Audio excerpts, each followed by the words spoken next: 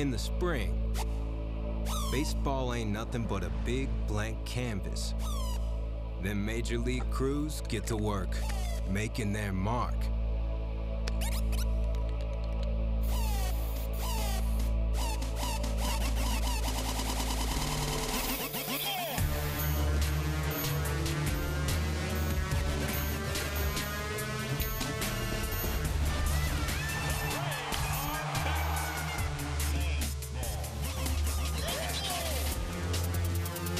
They gotta give you something to see, something you won't forget. The Dodgers are the best in the West. And the Brewers, they're the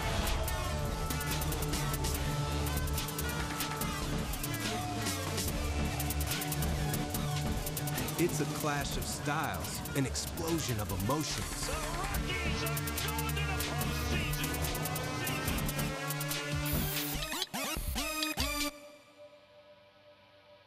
When October rolls up, man, fall colors got a whole different meaning around here.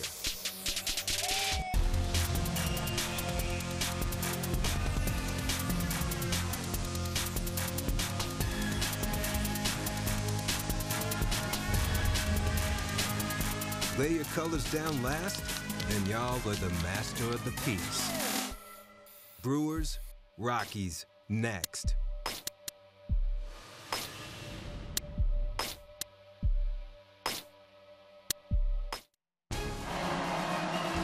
We welcome you back to the Doosan NLDS telecast on MLB Network, presented by Geico. Game 3 of the division series between the Brewers and the Rockies. And as most of you know, Milwaukee took the first two at Miller Park. You could call this the Suds series. Miller Park and Coors Field. The Rockies have to win or their season ends today. But here's the good news. At home, since mid-June, they are 36-14. And they have hit over 300 at home against left-handed pitching.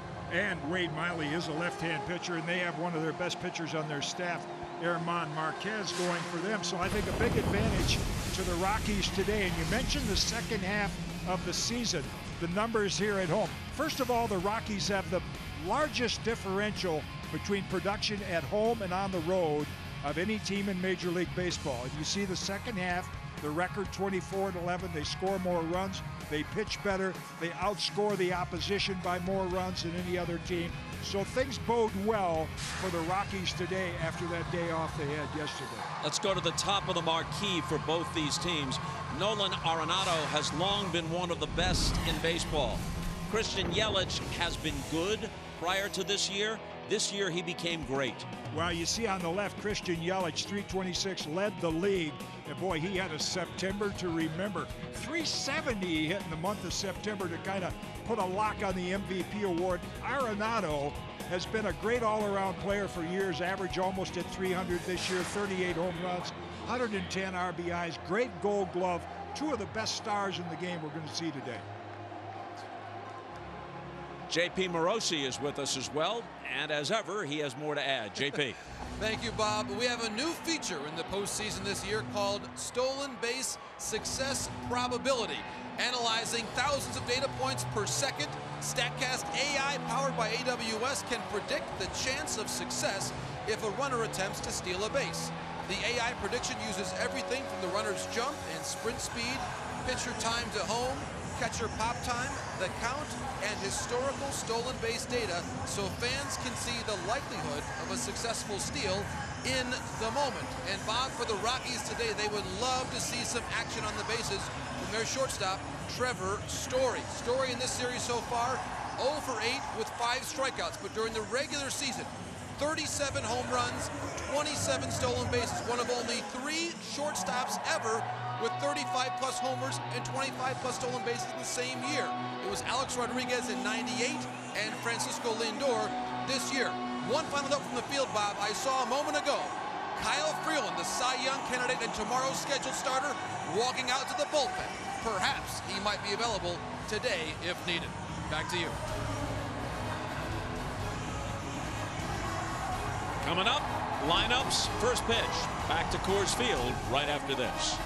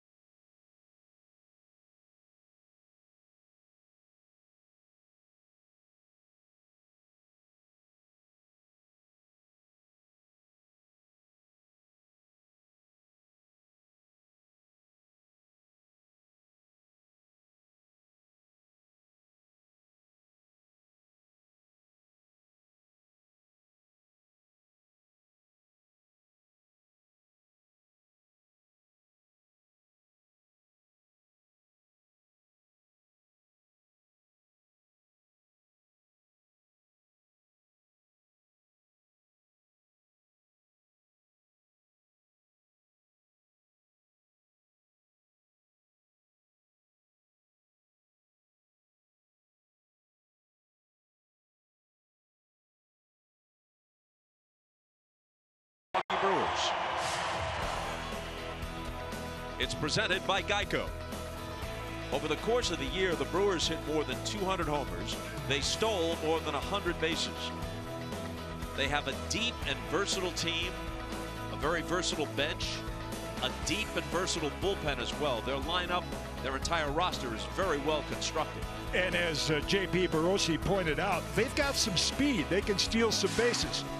Craig Counsell, their manager, said, look for Cain and Aguilar to begin to hit. They're not going to shut them down forever. This guy's been some pitcher for the Rockies. 23 years old, 6'1" and 185. He's from Venezuela. It snowed during their home opener. He said that took some getting used to, but now he feels at home here in the Mile High City. And pitched to a record, as you see, of 14 and 11, but even that is misleading, although he took the loss in the tiebreaker game last Monday against the Dodgers, pitching only 4+ innings and allowing 2 runs. He has given up 3 or fewer earned runs in each of his last 13 starts. And today's first pitch is presented by YouTube TV. Cable-free live TV is here. That first pitch to Lorenzo Cain is a strike. Ted Barrett, the plate umpire, is the crew chief.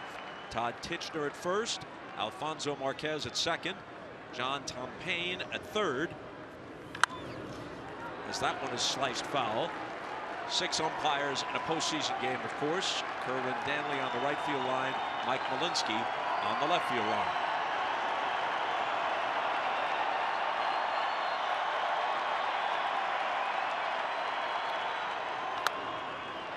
Cain with a bouncing ball to the right side, and Lemahieu with the flip to Desmond for the first out.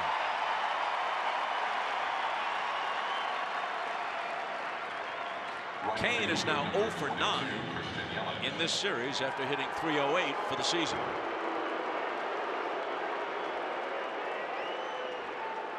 The boos for Christian Yelich, a sign of respect. Yeah, stole the MVP award away from their third baseman, Nolan Arenado, with that great September, I think.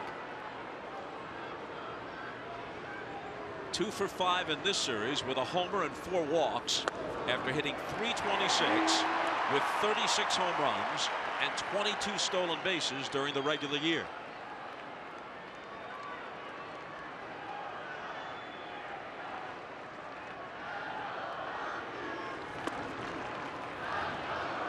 One and one, the fastball at 97, but very often for Marquez, the put-away pitch is the curveball. Yeah, he's got an assortment. Boy, you can hear that glove pop up here. A ball and 2 strikes. In his last 7 home starts, Marquez is 4-1 with an ERA of 1.90. You can take his season in 2 parts. He was 8-8 his first 20 starts, ERA exactly 5. His last 13 starts, 6-3, ERA 2.35. So of late, he's been close to elite, 2-2.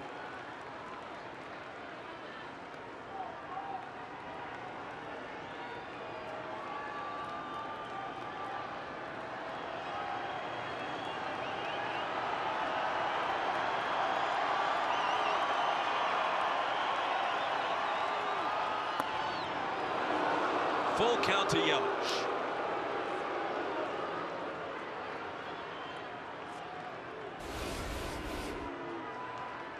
A little bit low.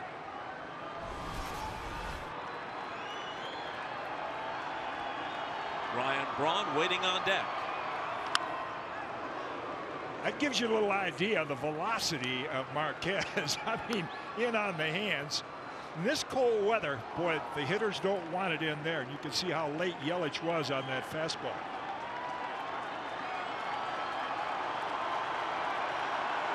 Football like attire in early October at Coors Field.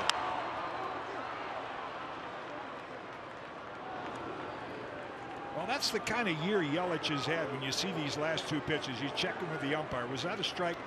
The great hitters, they foul off those tough pitchers' pitches and then hope they get a mistake and be able to cash it in. That's what Yelich has done so well.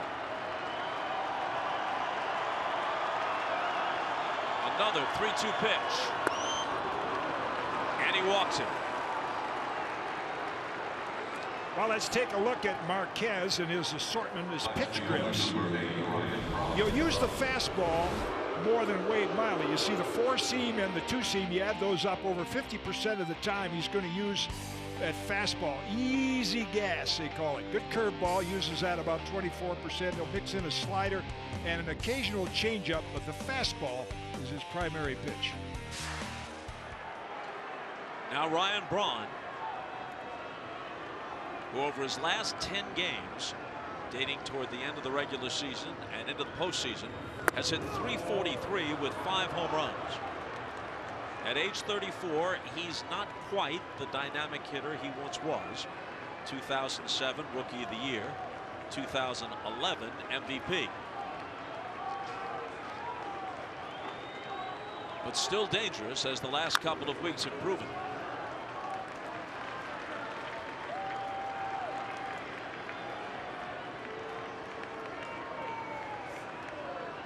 Five times in his career, Braun topped 100 RBIs, hit 30 or more home runs 6 times. This year, 254 with 20 homers.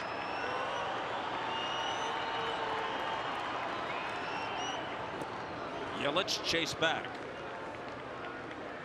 He stole 22 in 26 attempts during the year.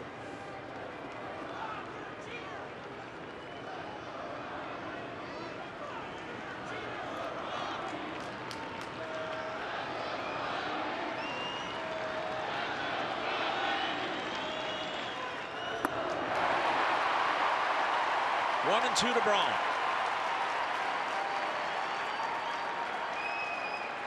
The temperature at first pitch was 46 degrees. One more look at that one. Good, sharp breaking ball.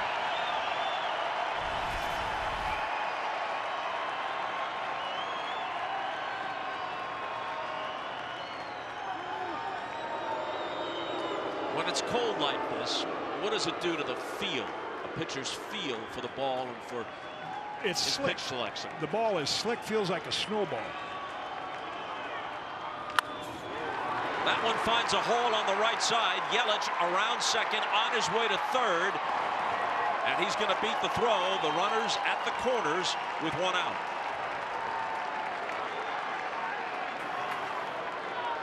Boy, and that's a good at bat by Ryan Braun. So often the day it's bail and wail and try to hit the home run, but in this situation you see him consciously take the ball the other way and enable the Brewers to get first and third with 1 out. Great at bat by Braun. No chance to get Yelich at third. Gonzalez fired it in and Story cut it off.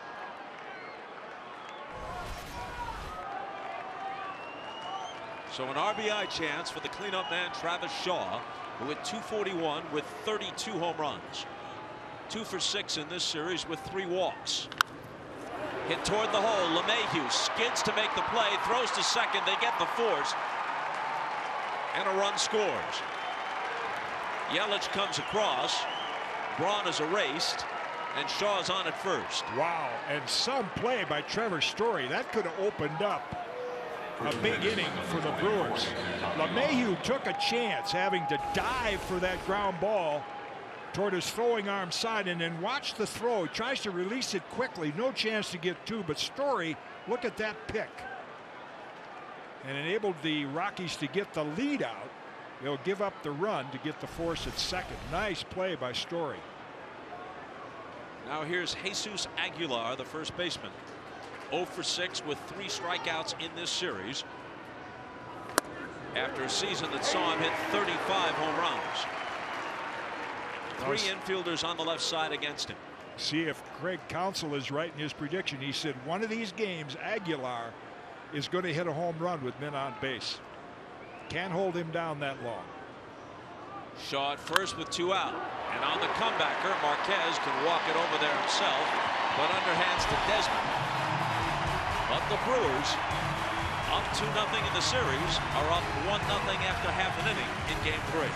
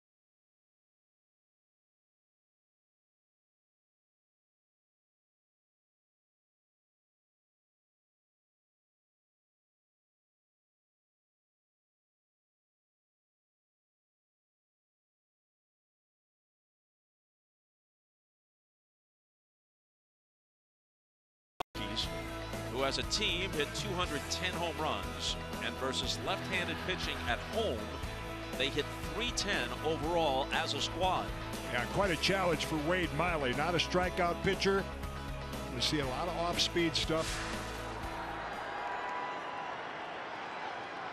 Blackman settles in at 291 with 29 homers for the year, 1 for 8 in this series, and a called strike. Miley pitching in shirt sleeves on a very chilly afternoon. Bouncing ball toward first. Aguilar takes it himself. Well, pitchers can do that. As you see his numbers in 16 starts, 5 and 2. Craig Counsell telling us, the Brewers manager, you see it's Wade's first postseason appearance, how he has reinvented himself from a guy who couldn't throw strikes to now working fast, using that cutter, and throwing more strikes. Here's DJ Lemahieu.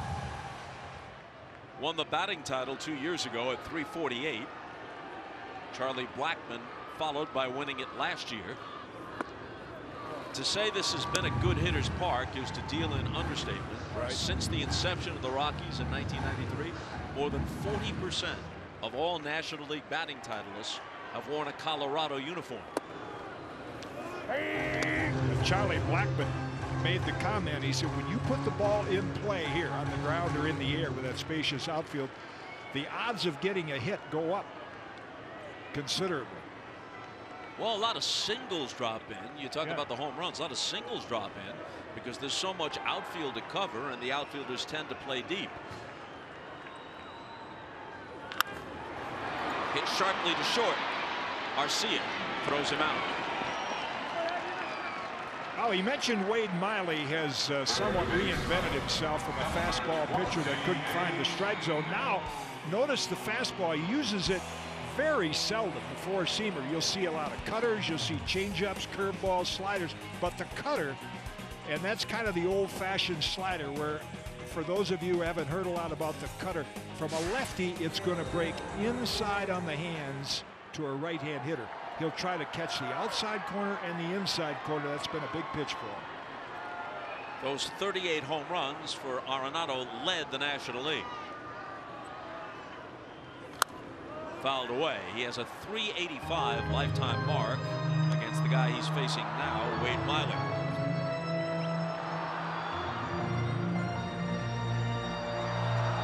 Miley is 31 years old, from Louisiana. Been with the Diamondbacks, the Red Sox, the Mariners, the Orioles, and now the Rockies. A year ago with Baltimore, he had the worst season of his career. ERA almost 6. Cut loose. The Rockies signed him as a free agent, sent him to the minors. This ball is lined to right, and right at Yelich, who makes the catch. So Miley sets them down in order. Interesting situation for a guy who began the year in Double-A at Biloxi, Mississippi.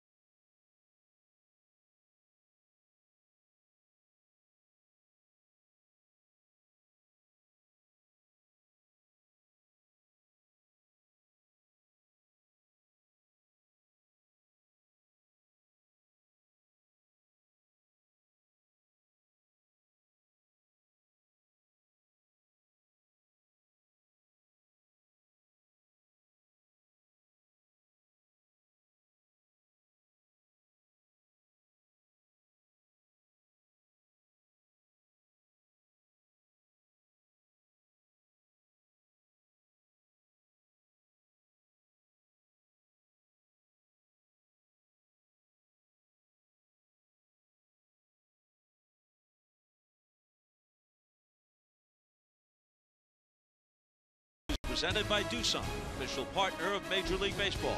And this MLB Network telecast is presented by Geico. 15 minutes could save you 15% or more on car insurance. Visit geico.com to see how much you might save. Ball one to Mike Moustakas. And the count evens. Started to say earlier that with the first pitch temperature at 46 degrees, it's nothing new for Marquez. He started their home opener back on April 6th, and the temperature at game time was 27. And it took him out of his game. You can understand that, but he mentioned in the press conference yesterday, I understand you're going to pitch in cold weather here. I'm ready for it. They thought Moustakas might have swung at that. He didn't. He swung at that one.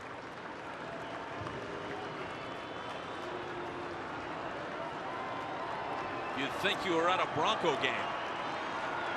What an atmosphere. Although these fans would just as soon have not have been at the Broncos game against the Jets, which they lost 34-16. Moustakas strikes out to start the second.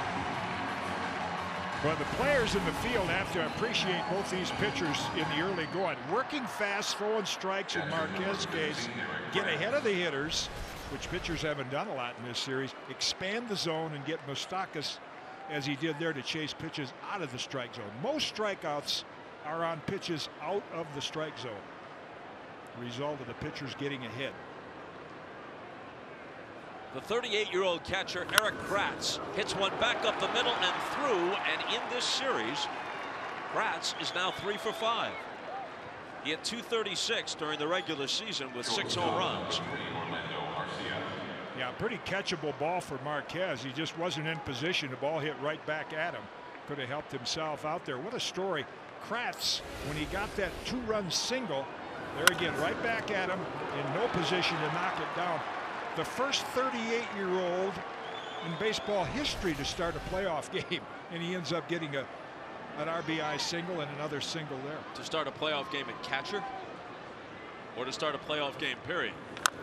A little topper out in front of the plate, and they get the out at first on a nice play and throw from Tony Walters.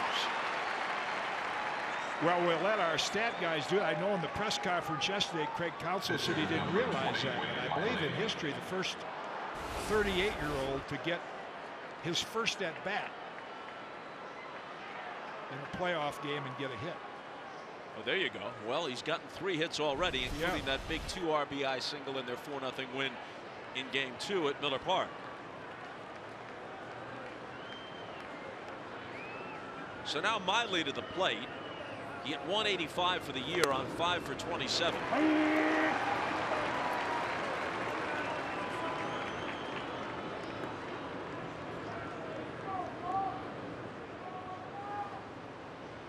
Kratz moved up to second as Arcia was out 2-3. And now it's 0-2 to Miley.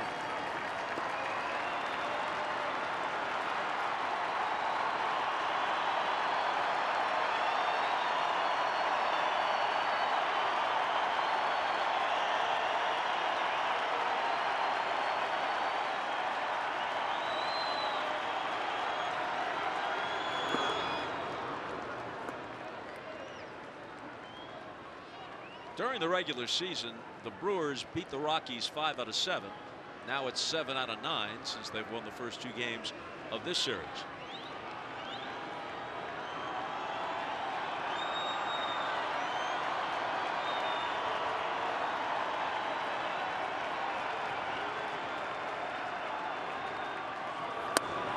Called strike 3.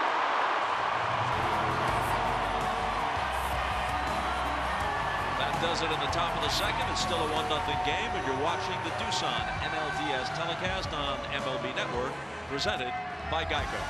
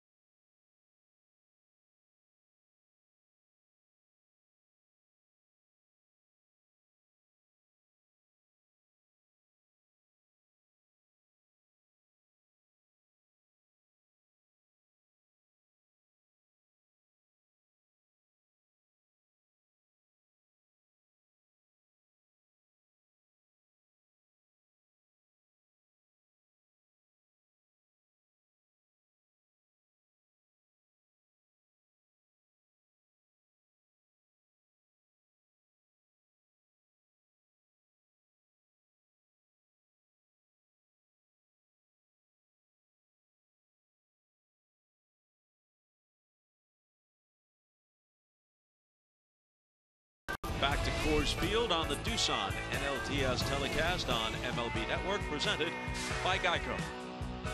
Trevor Story, Matt Holliday, and Carlos Gonzalez to face Wade Miley in the bottom of the second.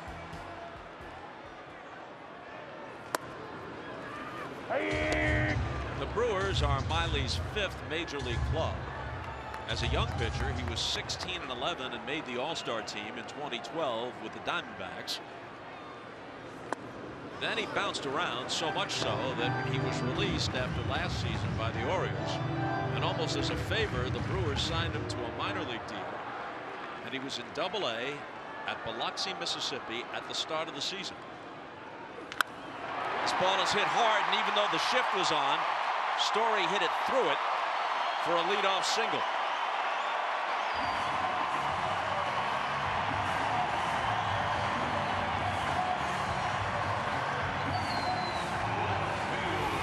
Big at-bat for Trevor Story. 8 at-bats so far, 5 strikeouts. Bud Black had a little conversation with him yesterday. Hey, you're trying too hard. Relax, slow the heartbeat down, let the talent come out. So a key at-bat for Story to step up there in his first at-bat and get his first hit. And here's Holliday.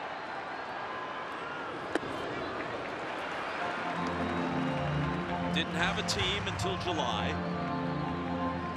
All those years with Colorado. Then 8 more with the Cardinals, 2017 with the Yankees. In 53 regular season at-bats after the Rockies signed him, he hit .283 with a couple of homers. 1 for 2 so far in this series.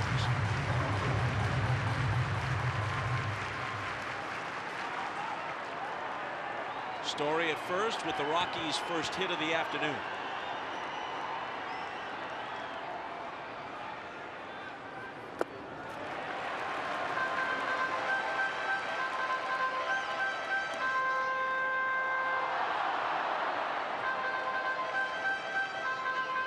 Holliday, a 6-time All-Star, a .299 career hitter with more than 300 lifetime home runs.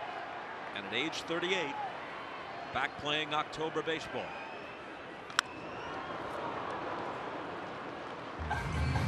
Meanwhile, returning to this year's story of Wade Miley, injuries to the Brewers rotation gave him a shot to come up from the minors, but after just 2 starts, he went on the 60-day DL with a strained right oblique.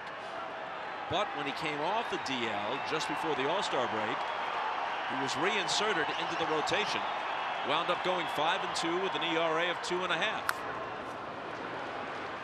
Yeah, Craig Counsell had said, we didn't even figure out him. I mean, I knew this guy when he led the league in walks, couldn't throw strikes. And all of a sudden with that cutter and his ability to throw strikes and get soft contact, made himself successful. Realistically, they'd be very happy with 4 or 5 strong innings from him, considering the depth of their bullpen. And Holliday strikes out. First strikeout of the day for Miley. Now back to your comment about 4 innings. I think it's key for the Rockies to be able to strike a knockout punch early.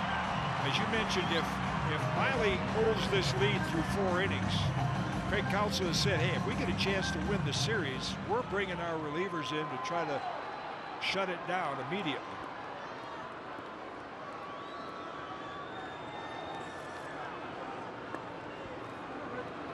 Well, they went with an all bullpen game in game 1 of this series, and it worked out pretty well for them. In fact, they had a shutout and a 1-hitter going into the 9th inning, and the Rockies tied it with a 2-run rally before a Mike Moustakas single plated Christian Yelich in the 10th, and the Brewers won the game. And then they won on a shutout the next day, 4-0. Craig Counsell calls them outgetters, not starters or relievers, openers or closers. A lot of his starting rotation was injured or ineffective all season long. So postseason is a whole different season, the way managers operate and manage their pitching staff. Ball 1 to Gonzalez. The Rockies have scored in exactly 1 of the 20 innings in this series so far. They got 2 runs in the 9th inning in Game 1 in Milwaukee.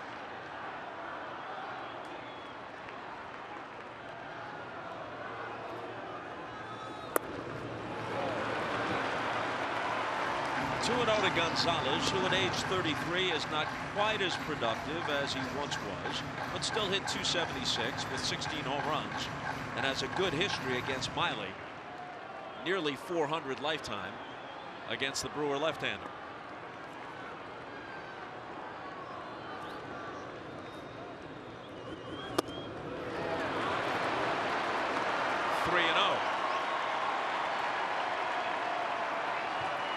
Ian Desmond on deck.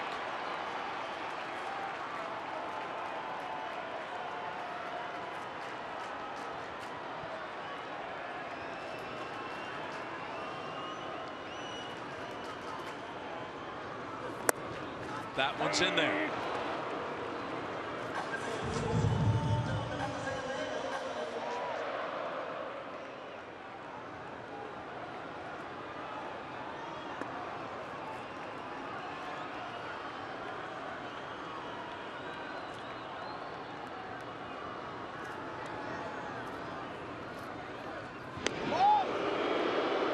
Interesting, Bob, this postseason baseball. During the season, as a fan of your team, you follow every game. Postseason, you follow every pitch. Yeah. Aguilar holding Story on at first.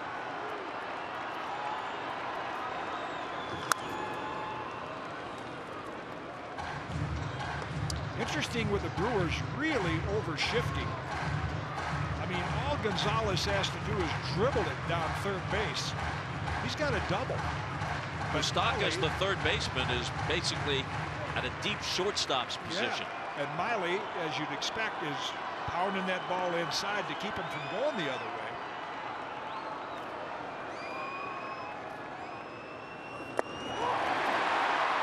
Well, he lost him. 2 on with 1 out.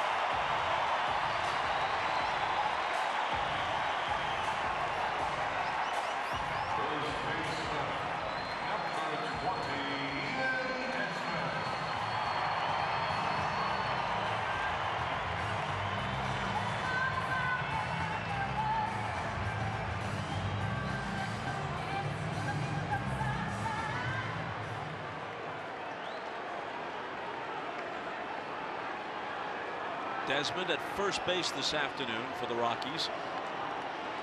He's played elsewhere, including shortstop and often in center field at various times during his career. In fact, he recently said that playing center field in this ballpark is the single toughest defensive assignment in the major leagues.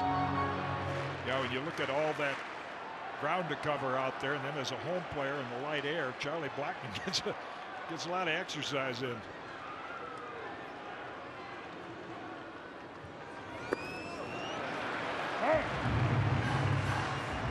Because the ball travels so well in the thin air, they don't call it the Mile High City for nothing. In fact, it's exactly 5,280 feet. When you go all the way up to the upper deck, there are some seats that are painted in Rockies purple, and they're exactly 5,280 feet above sea level. Because the ball travels so well, they've tried to adjust with the dimensions. It's 347 down the left field line, 350 down the right field line, 390 to the gap in left center, 415 to straightaway center field, 375 to right center, and they've raised the height of the fence to 16.5 feet. Trying to make it a bit more difficult to get one out of here. And the Rockies in bad need of getting one out of here. Their average runners in scoring position not good. They really haven't gotten a big time hit. Desmond with a good chance to do it here, but he's behind in the count. 2-2. You saw the fence in front of the bullpen. They extended it a couple of years ago. It used to be a low fence where either you'd get a line drive home run or on a bounce an easy ground rule double. Now they extended it, bringing it up even to where that yellow line was in straightaway right, to about 16.5 feet high.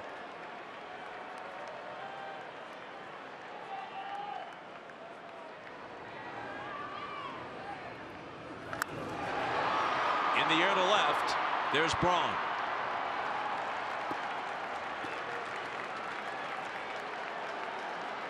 Another example of soft contact with that change of speeds Miley's been able to induce. Got Desmond out in front for just a lazy fly ball out.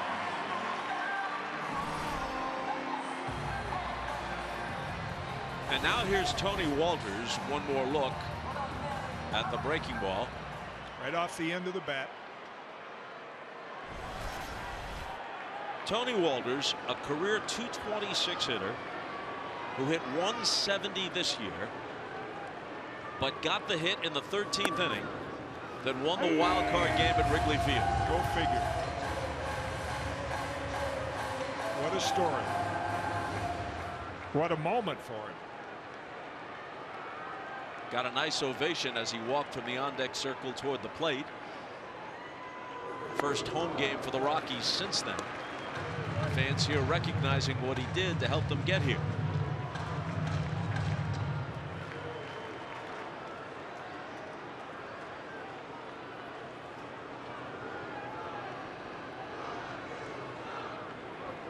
Two on, two out, and a 1-2 count.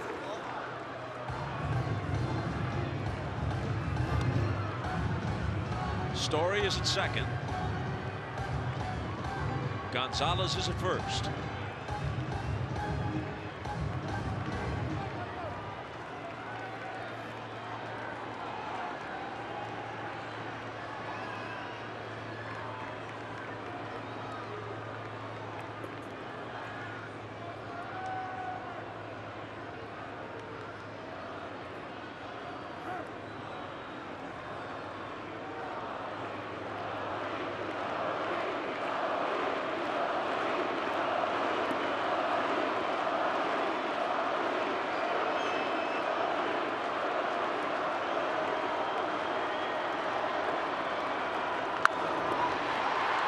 Slow roller.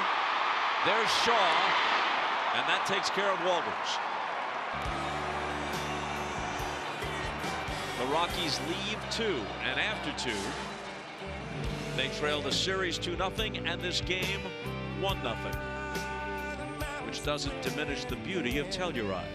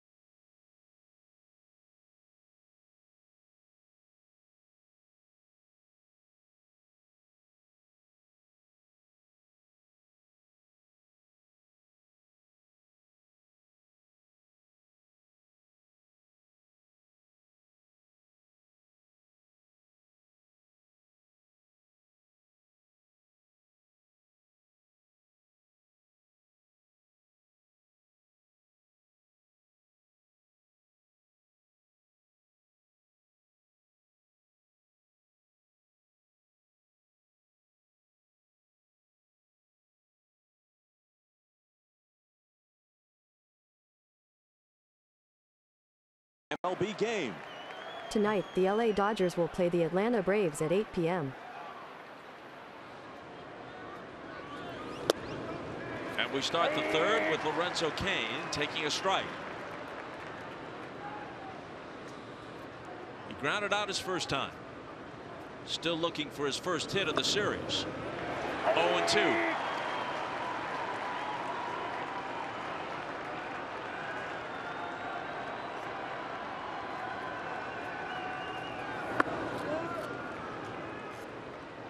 Marquez from Maracay, Venezuela, is emphatic that he is adjusted to the chilly climes in Denver. He says it just feels like I'm pitching at home. Well, he threw a lot of good breaking balls today, and that usually is what would affect a pitcher in cold weather, the grip on the curveball or slider. Here's his 2-2 to Cain. In the air to center field. And Blackman has it lined up.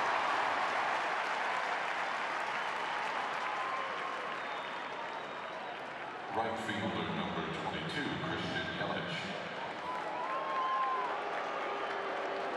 Yelich has reached base 7 of 10 plate appearances in this series. 5 walks, 2 hits. One of the hits was a homer.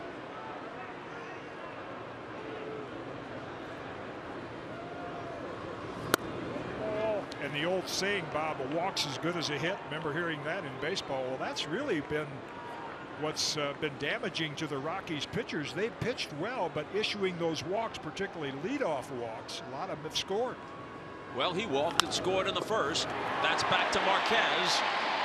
Over to Desmond for the second out.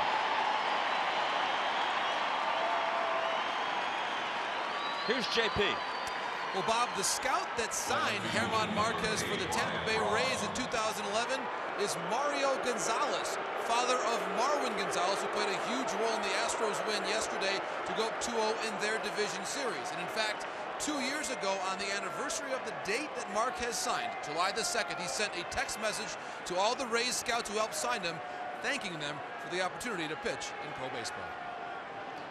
An opportunity he's capitalized on. Had a good season, especially the second half. Now on the mound in a playoff game. Cut and a miss from Braun. The Brewers are riding a 10-game winning streak. Going back to the end of the regular season. Then they took the Monday tiebreaker at Wrigley from the Cubs and won the first 2 games of this series from the Rockies. In late August, they were 6 games behind the Cubs in the National League Central. Stormed back to tie them after 162, then win the tiebreaker, and they've just kept on rolling.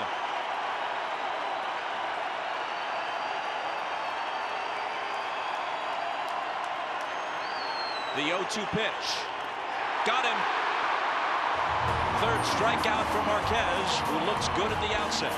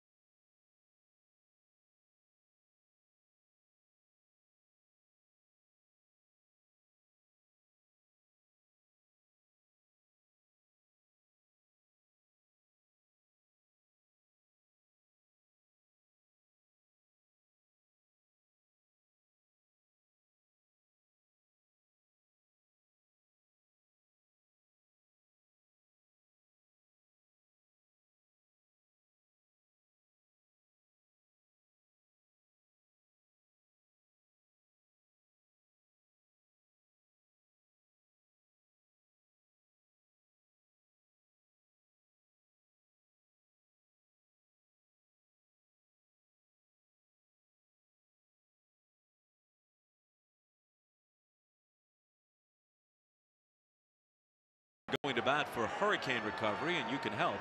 Every time you tweet hashtag HR for HR, T-Mobile will donate another $1 to Team Rubicon.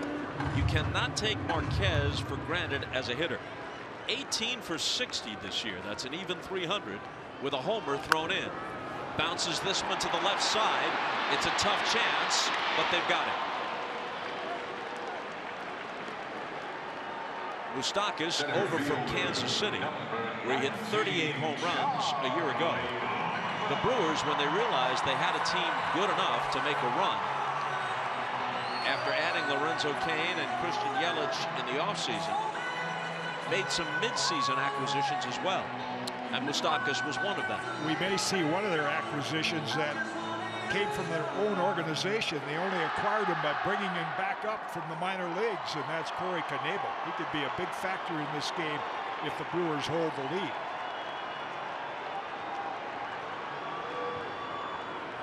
Blackman grounded out his first time. Mentioned during the season you follow the games, postseason you follow the pitches. Right now Craig Counsell, Brewer manager, following the outs. With the shift on, it's only Moustakas on the left side. Miley is dealing. He's throwing strikes. He's working fast. He's got 7 outs. If he gets 5 more, that's all Counsell will ask of him. Miley is a quick worker. They're able to quantify all this stuff these days. He's the 3rd fastest working starter in the majors. Now, there's a ball that might have been a base hit for most of the history of baseball. Instead, it's right into the glove of Travis Shaw, who's in shallow right on the shift. Well, Jason Stark had an interesting article in The Athletic today. 8,000 shifts more than last year. 34,000 shifts this year. 2010, they have about 2,000. When a left-hand hitter does not get the ball airborne, the average is 192. That's the effect the shift has on left-hand hitters like Charlie Blackman.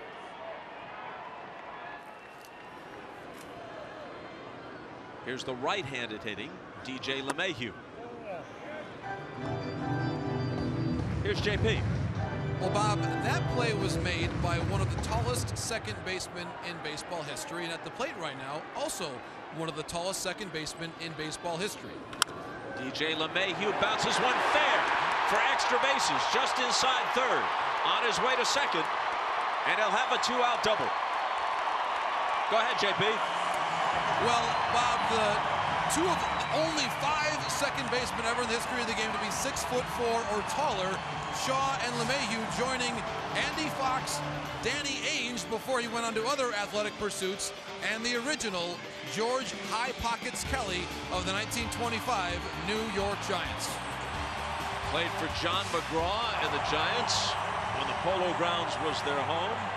And back then, a player of that height was a true rarity. No wonder they nicknamed him High Pockets. Big at bat here for Nolan Arenado.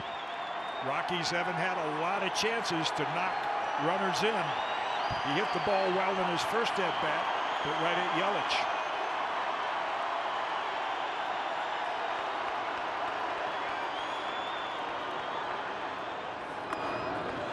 Takes ball 1.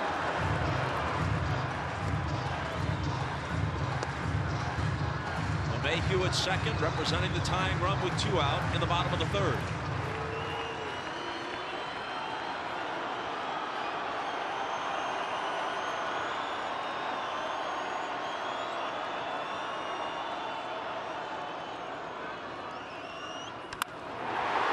Hit hard and deep, but foul.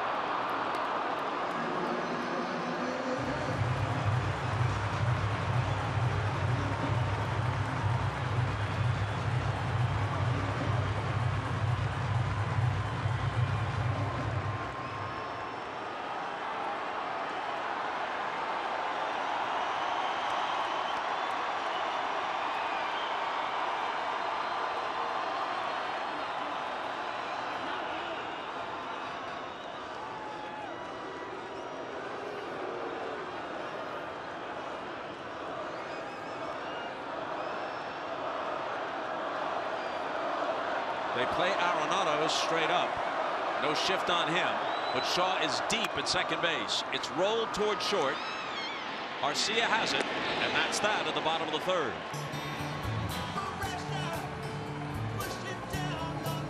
The Lemahieu double goes to waste, and after 3, it's still 1-0 Milwaukee.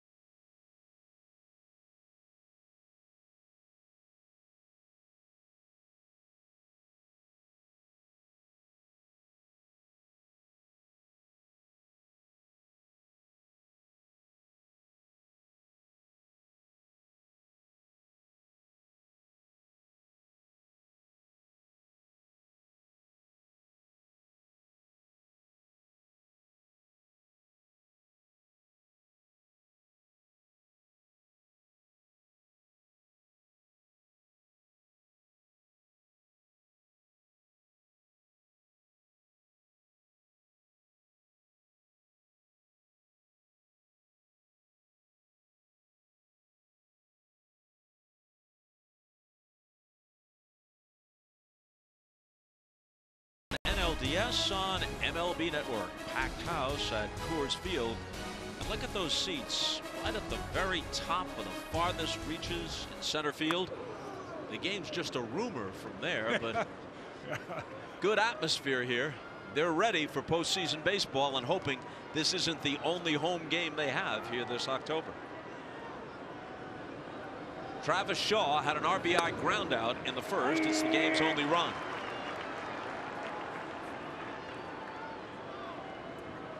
Hit 32 homers during the regular season.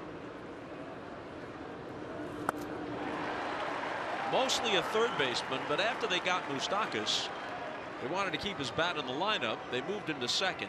He is not a Gold Glove second baseman by any means. 11 errors in 39 games at second. But the trade-off is worth it for his offense.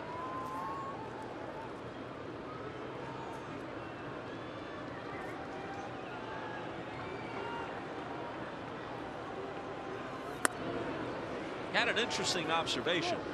He said on slow rollers where he has to come in at second base and barehand the ball, having played so much third base helps him because you get that kind of play far more often at third than at second. Tapped foul, still 2-2.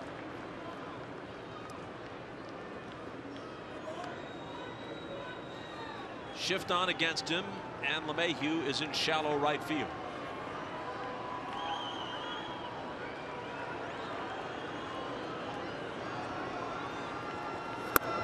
Full count.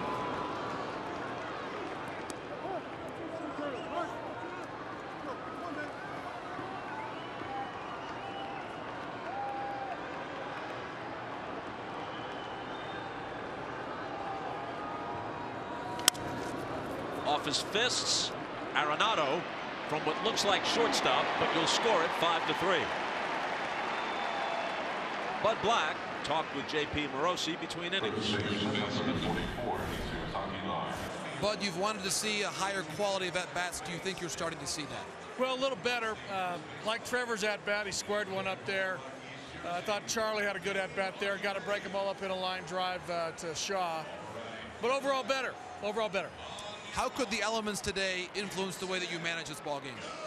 The elements, well, we'll see as we go on. We're expected rain here as we move on, but I think we just got to keep going inning by inning, see what happens. Well, thanks so much. You got it, Jim. This is what happens sometimes. A home run while you're listening to a pre-taped interview. Aguilera unloads. He did it 35 times during the regular season. And now he gives the Brewers a 2-0 lead. Just a few Milwaukee fans in attendance, but that one is happy. Well, Craig Counsell good on his promise. He said Aguilera will hit a home run very soon.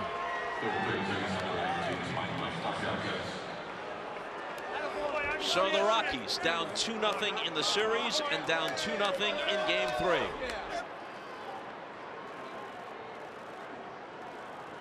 Up steps Moustakas. 28 home runs this year between the Royals and the Brewers. Grounds it down to Desmond, to Marquez for the 3-1 putout.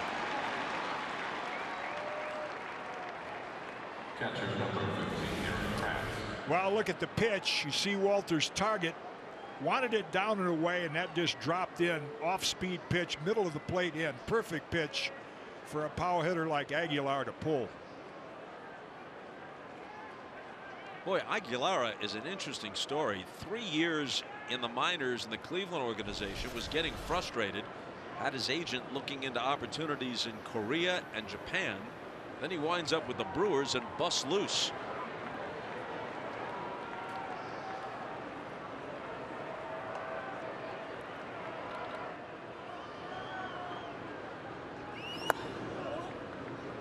So the homer by Aguilar makes it a 2-0 game.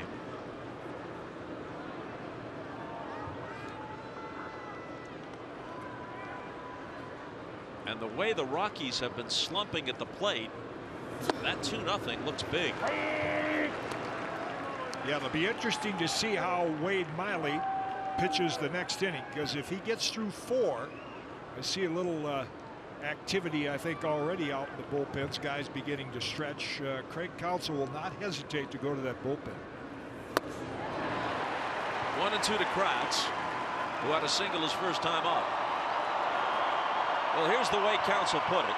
There he is, age 48, 4th year as the Brewers manager, succeeding Ron Renicky in that role. He said, look, you can never do it quite this way during the regular season, but with a bullpen as deep and versatile as ours, we don't care if the starter gives us 3 innings, 4 innings. We need 27 outs, right? No matter how we get them.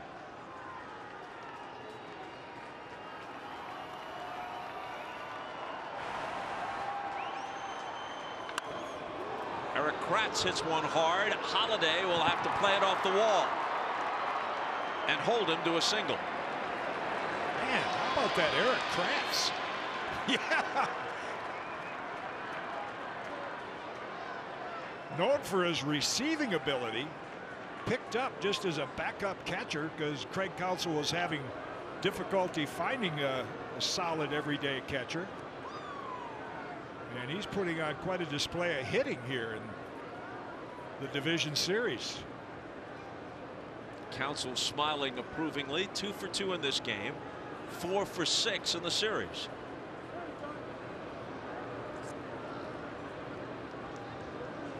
Now the shortstop, Orlando Arcia.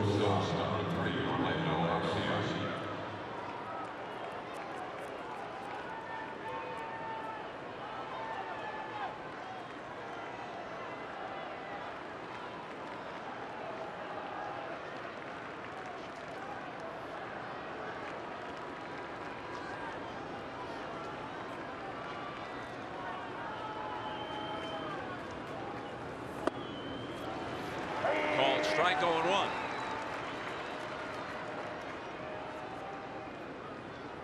The Brewers looking to win their 11th straight and sweep the series and await the winner of the Braves and Dodgers, which Los Angeles leads 2-0.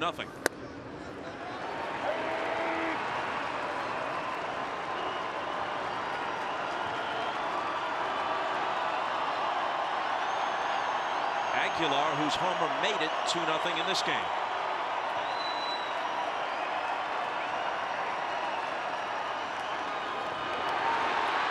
Swing and a miss. They'll have to throw to first to make it official and finish the inning, which they do, but it's an inning that includes a home run from Jesus Aguilar that makes it 2-0 Brewers after 3.5.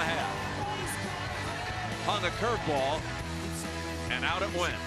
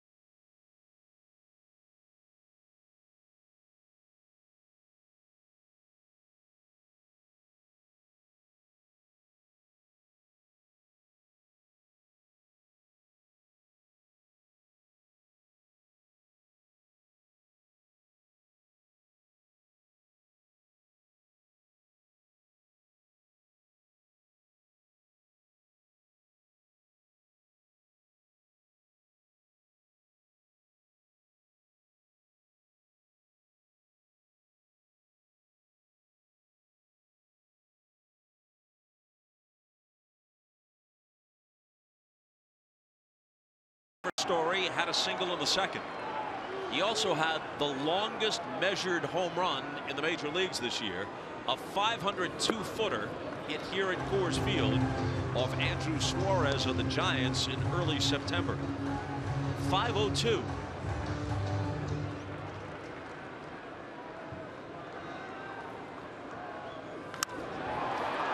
In the air to left, Braun coming in, and he makes the catch. They added 3 feet to the 502. 505. I mean, I walked it off myself with a tape measure, but apparently StatCast has it at 505, so who am I to argue?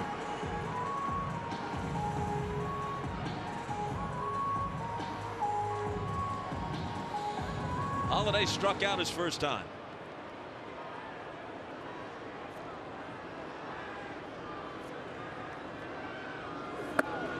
That was Miley's 46th pitch. He's due to be the leadoff man in the 5th. Now, Counsell told us before the game, 4 or 5 good innings would be good enough.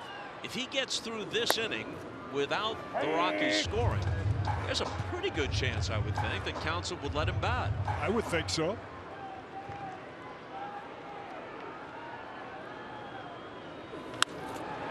Line drive to center. Here's Cain. It's right at him. And here is Craig Counsell with JP. Craig, you thought Aguilar was due. What'd you see in that swing? Well, it looks like he got a slider and, you know, put a really good swing at it. He's had very good series both times he's been through here last 2 years, so he really enjoys this park, and he got a good slider to hit.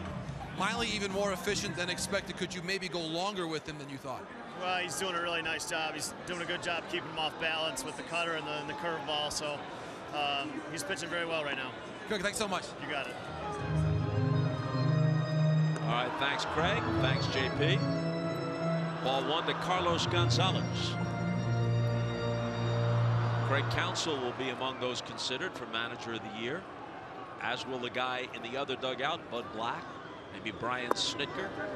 I tell you, the Atlanta Braves. If the Brewers win this game, what a thrill for Craig Counsell. Growing up in Milwaukee, Brewer fan, drafted by the Brewers, ended up playing a little for the Brewers, and now to maybe get one series from going to the World Series.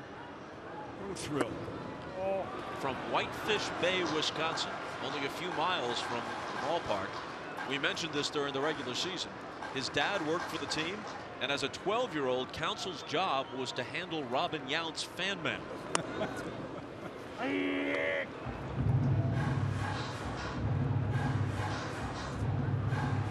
He's just 48 and in his 4th year as the Brewers manager. In the other dugout, Bud Black at age 61 after a 15-year career as a big league pitcher. Ground ball toward first, taken by Aguilar, who sprints to the bag and slides into the bag himself for the 3rd out.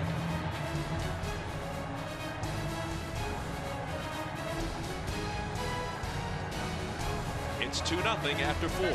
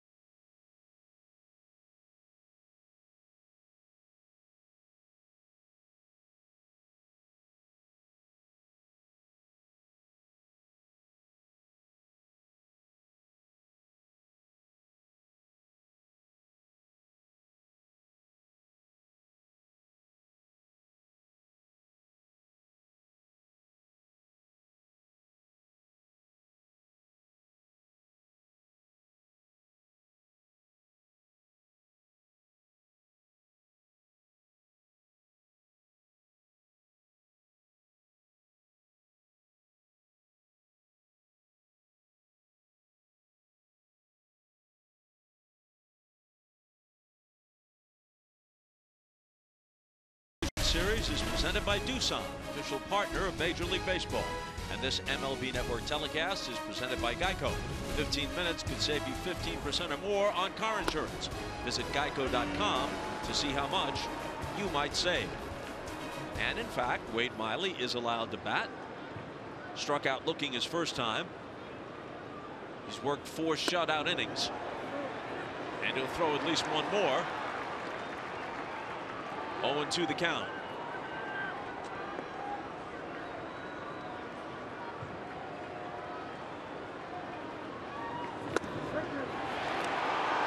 Three quick strikes, down he goes. 5 strikeouts for Marquez.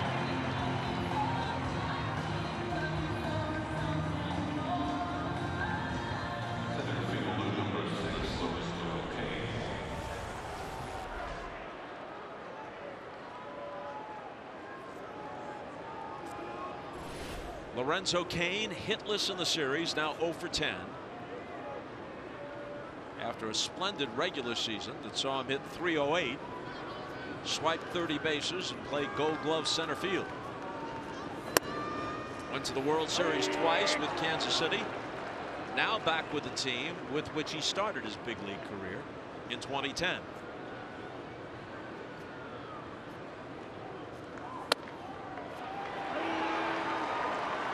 See that easy fastball.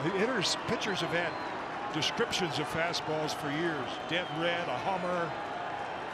Now it's the high cheese. They call it the cheese. And Marquez, because of that ball coming out of his hand so easy, Easy Cheese, has nicknamed his son Damien Easy Cheese. But hitters will say that all. How's he throw? Got good high cheese. And he does. But at least it's easy cheese. Right. Slice to right. It will get down for a base hit in front of Gonzalez. So a 1-out single for Cain, and he breaks through with his first hit of the series. It brings a smile to his face.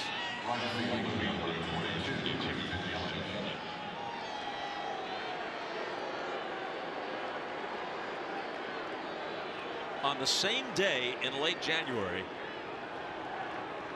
they acquired Cain and Yelich. Last year, the Brewers had the best record of any team that did not make the postseason, so they knew they were on the verge. They added Cain, they added Yelich. They continued to add as it became clear that they had a chance to go deep into the playoffs. They're a formidable club right now.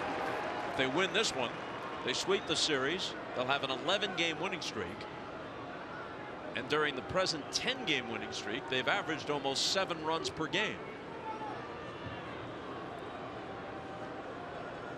Yelich has walked and grounded out. Cain stole 30 during the year in 37 attempts.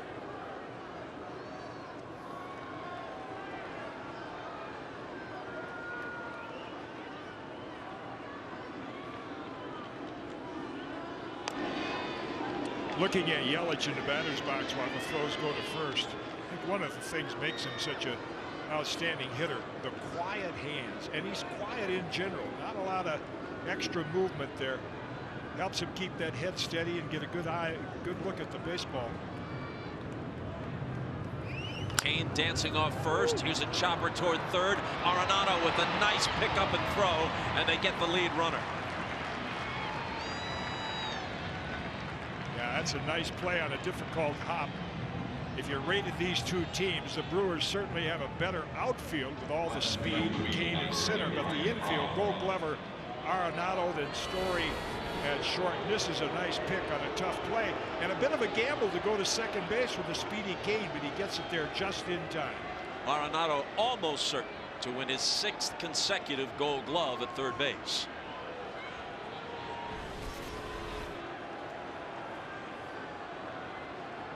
So now Yelich becomes the runner at first.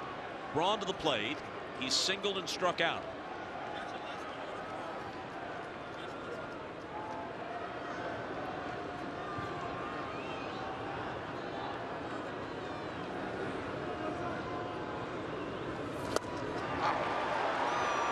There was some of that easy cheese right there.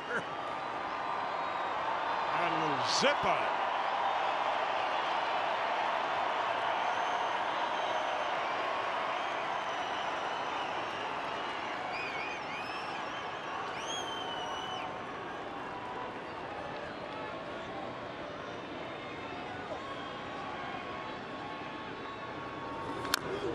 So what's easy cheese? A mozzarella, a brie, as opposed to like a sharp cheddar? Well, you remember Mariano Rivera?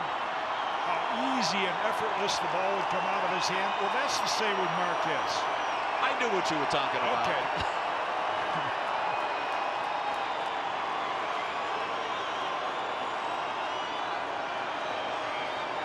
Trying to stir something up at Coors Field.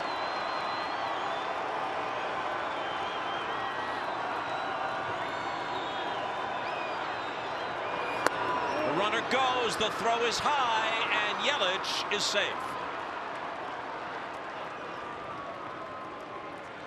He swiped 22 during the regular season, steals this one with 2 out in the 5th. Yeah, good count, 0-2. Figured the pitch is going to be an off-speed pitch or something out of the zone. And Walters, in his haste to try to release it, the throw comes in high. And Yelich gets in with a hit first slide. Not only can hit, he can run too.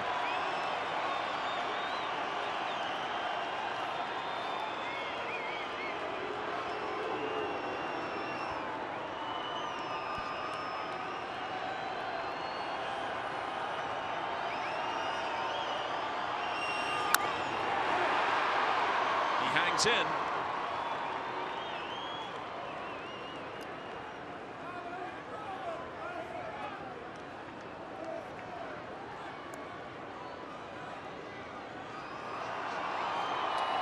Ryan Braun got a big hit in the first inning by poking the ball to right field, and the Rockies are giving him a big hole there right now between Lemahieu and Desmond. Same spot where he placed that base hit.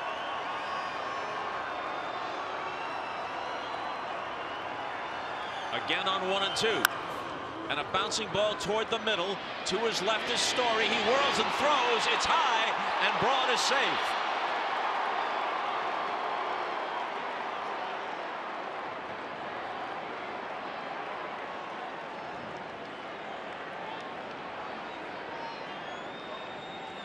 Rockies looking at the dugout, see if get on the headset, see if they want to question this.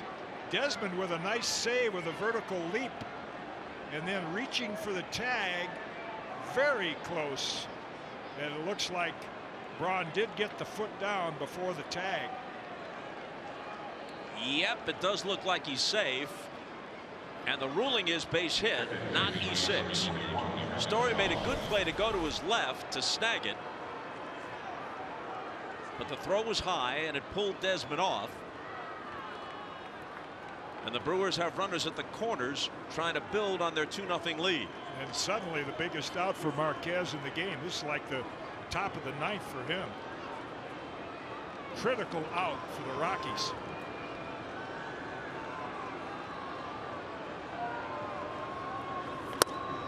Shaw takes a strike.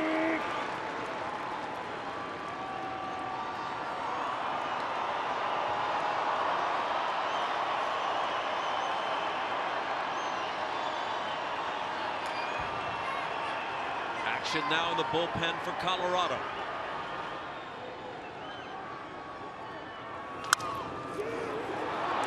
That ball hits the runner, and that's an out. Wow. What a break. It hit Ryan Braun. It goes down as a base hit for Travis Shaw, but not an RBI base hit.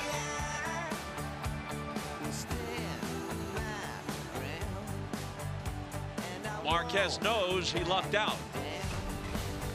It's 2-0 as we go to the bottom half of the 5th.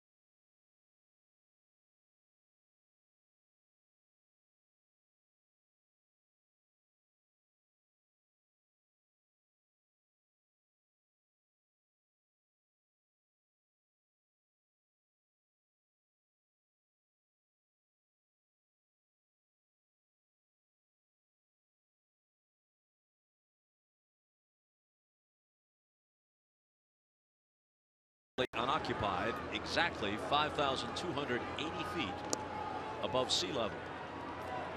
But the spirits of Denver sports fans are anything but mile high. Their Broncos lost to the Jets 34-16. They're now 2-3. Their team is in danger of being swept out of this division series. Yeah, this is a key inning for them. Bottom part of the order, 5th inning. And Wade Miley, what a job he has done with only 1 strikeout. Just a variety, changing speeds, cutters, curves, changes. Brewers getting some action, at least exercising in their bullpen, because I thought the key for the Rockies was to get off to a big start, get a big lead. In this tight game, they don't score in this inning. They're going to be looking at a bullpen that they have not been able to score much against. Looking back at the last half inning, strange ending as the Travis Shaw shot went off the foot of Ryan Braun. Shaw gets credit for a base hit. And as we said, Braun is automatically out. So the runner was not able to score from third. She had 3 hits in the inning. 2 men left on base. No runs scored. And by the way, even though it's a base hit for Shaw, you have to record the putout, so it's 3 unassisted. Yeah, that's a big play, because I don't think Lemahieu would have gotten to that ball. That was going to be a run. Hey, a strikeout. Wow. Desmond strikes out, and it's the 2nd strikeout put in the book by Miley. Full slate of division series matchups tomorrow. There it is. Starts at 1:30. The Indians are the ones now down 0-2. They were up 2-0 in the division series last year against the Yankees before the Yanks came back to win 3 in a row. Then it's Dodgers Braves on FS1. Red Sox Yankees on TBS. Back to FS1 for Brewers and Rockies if there is a game 4. Boy, this is some performance by Wade Miley.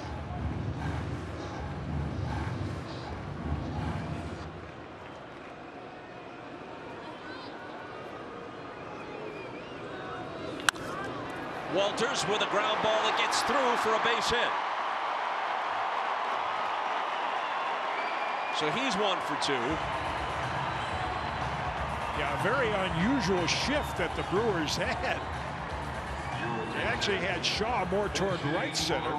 That was right at the normal second base position. Walters ends up getting a big base hit. Counsell wastes no time getting on the phone to the bullpen. And Bud Black has no time to waste, so he's going to go to his bench.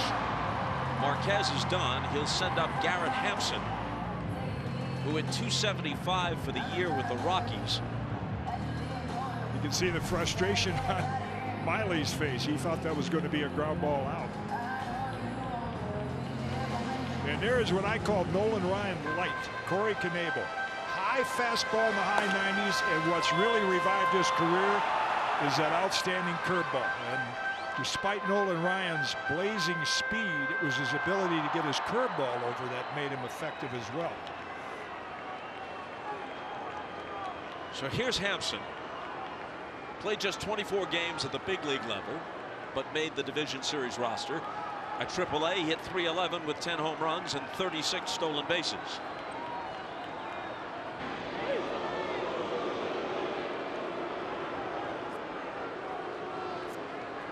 The Rockies have a 5-man bench for this game.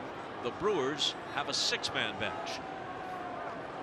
All of which becomes more pertinent in a National League game than an American League game.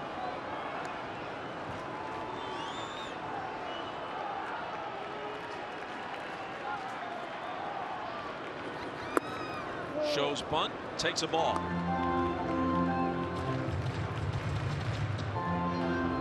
Bud Black at age 61.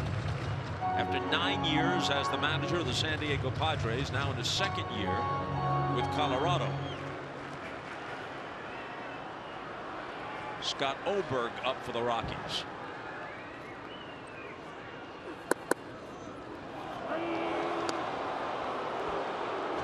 Black's pitching coach is Steve Foster, but Black himself pitched for a decade and a half in the major leagues, so you know that he has some input when it comes to his pitching staff.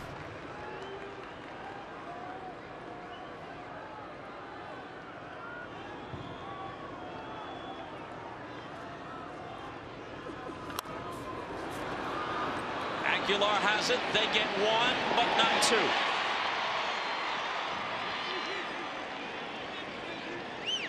They cut down the lead runner, Walters. But Hampson easily beats the return throw to first. Boy, there's been some nice picks. You know, in less than ideal conditions, you don't think of Aguilar as being a Gold Glover, but this nice play, off-balance throw. And then on the receiving end, Miley at least is able to get over there and knock it down. And that's going to keep Hampson from advancing to second base. So they have a guy with some speed on, even though they trailed 2-0. Wouldn't be at all surprised to see them let Hampson run, and this doesn't surprise us either. Counsell goes to the mound. Miley has done just about everything right. But their philosophy in this postseason is, we've got a deep bullpen, we need 27 outs. Thank you very much for getting a good portion of them, and enjoy the rest of the game. And he'll get a reception from his teammates like he pitched a 9-inning shutout. This is some job. Well, he's pitched a 4 2/3 inning shutout, and we'll be right back. Your attention, now pitching for the Brewers.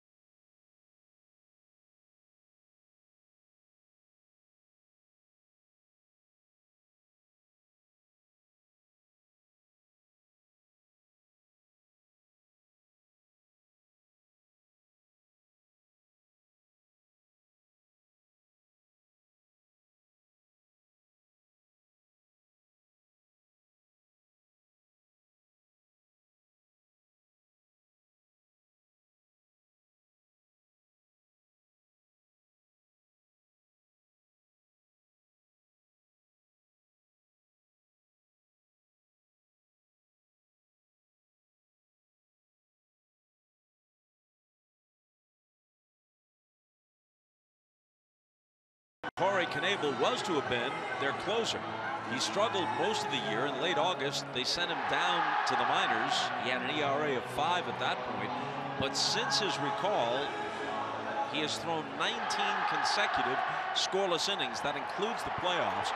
He's pitched in each of the first 2 games of this series, 2 2/3 scoreless, striking out 3. So he comes in here to face Charlie Blackmon. Blackmon was 0 for 2 against Miley.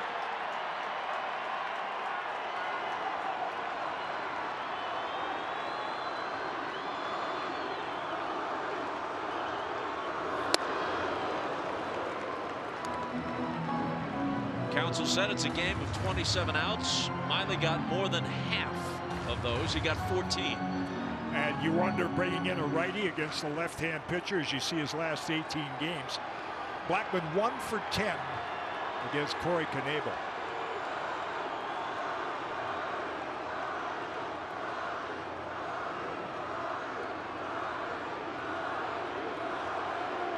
What a display of power and control when you look at those numbers. Like Craig Counsell says, the relievers we have, the ability to strike hitters out eliminates the luck factor when any little batted ball could end up being a hit.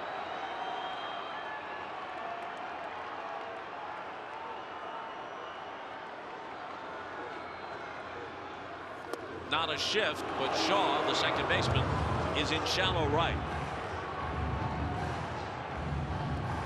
It'll be interesting to see Knebel's first curveball. That looked, let me see what that pitch was. That was a fastball in the outside corner, because cold weather here in the Mile High area, a little more difficult to get the grip on that curveball.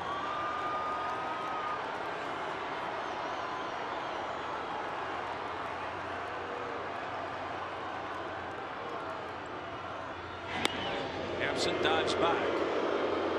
Well, if you think it's chilly today, and it was 46 at game time, should the Rockies come back and force a game 4 and they play it tomorrow, temperatures are supposed to be in the high 30s, and it's a night game tomorrow, if there is a tomorrow in this series. The 0-2 from Knebel to Blackman with Hampson running. And he can slow down because Blackman strikes out to end the inning. Every button Counsell has pushed has turned out well for him, not just today, but in this series and down the stretch in this season. We played 5. It's 2-0 Milwaukee.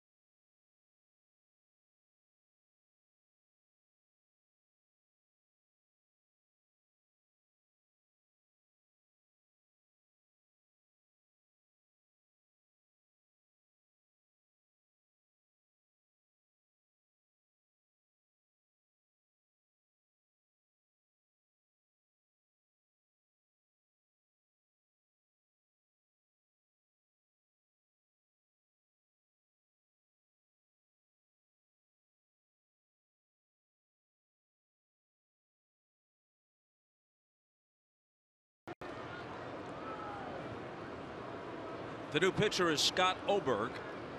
He faces Jesus Aguilar, who took Marquez deep in the 4th. Oberg faced 4 batters in the wild card game against the Cubs. He struck all 4 out.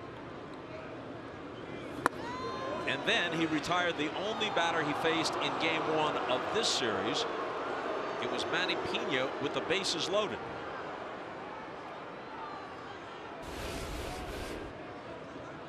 Rockies thought they should have got a called strike there, but with that strength, Aguilar and those strong hands is able to hold up. Here's the 2-0 pitch. In there.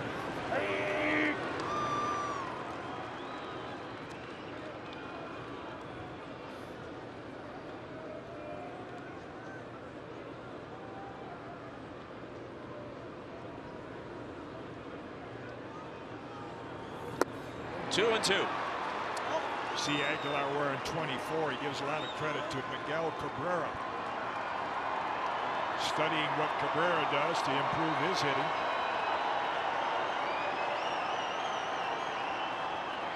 Fellow Venezuelan, grew up idolizing him. Wears 24 in tribute to him. Full count.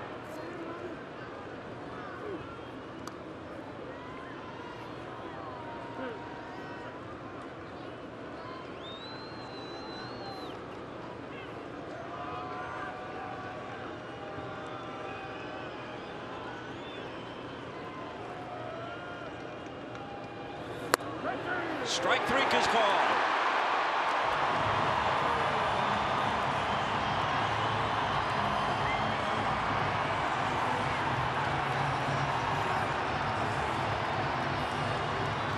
Aguilar talks it through with Ted Barrett.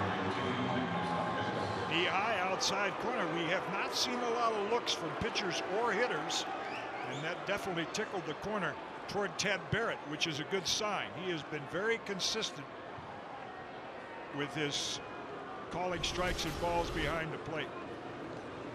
Looked like he had that one right. In any case, too close to take on 3 and 2. Aguilar caught looking. Oberg continues his fine work as he faces Moustakas. He goes the opposite way, and that one's going to drop for a 1-out hit.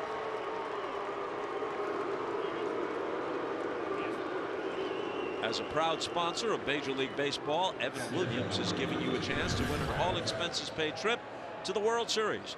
Go to evanwilliams.com/World Series sweepstakes to learn more.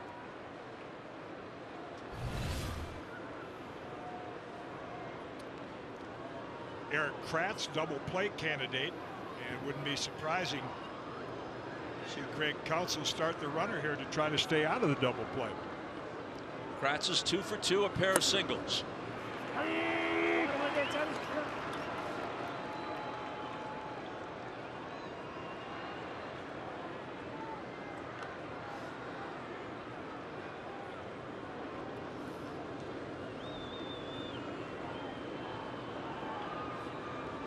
Moustakas held by Desmond. 1-1 to Kratz.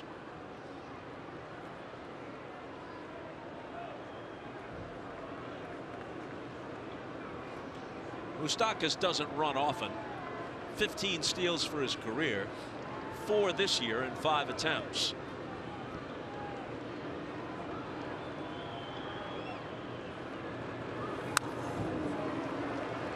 A ball and 2 strikes. Kind of surprising as you look around to see how many players on both teams are in shirt sleeves on a very cold day. Well, they can stay moving better than we can, especially the pitchers. But I hear you. You're up here with the trench coat, the scarf, I know, yeah. the gloves. But if I was out there, I'd not wear short shirt sleeves. I didn't like to wear a sweatshirt even in cold weather. Just feel a little looser. Moustakas with the sweatshirt as he leads away. And dives back.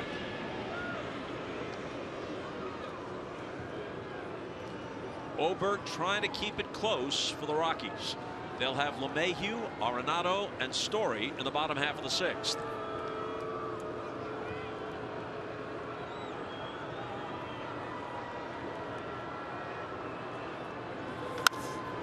High fly ball to deep right field. Back goes Gonzalez. Back near the wall. He'll have to play it off the wall. It'll be a double for Kratz, who's now 3 for 3 and suddenly is a hitting machine. Moustakas stopped at 3rd.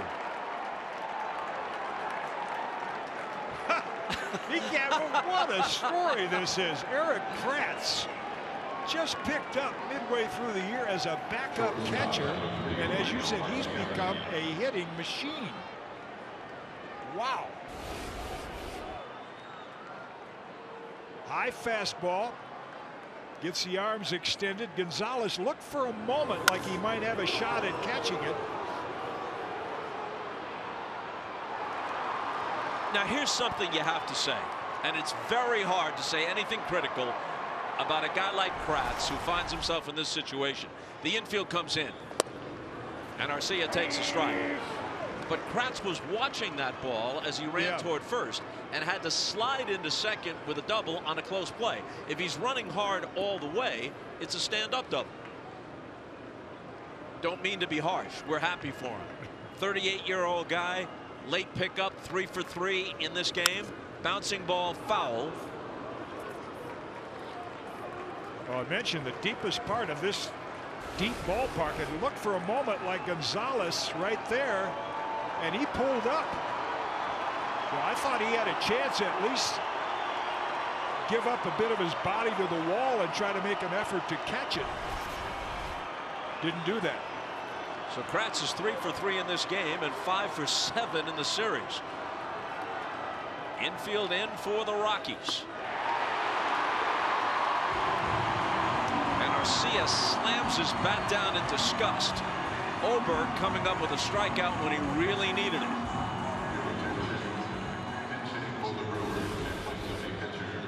Yeah, good breaking ball from Oberg. And a big strikeout.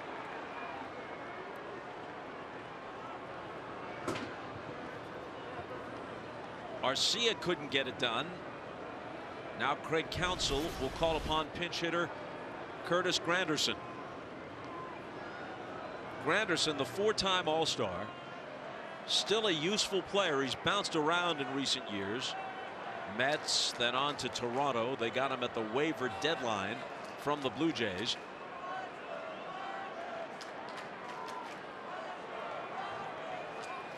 And at age 37, he's been very effective off the bench.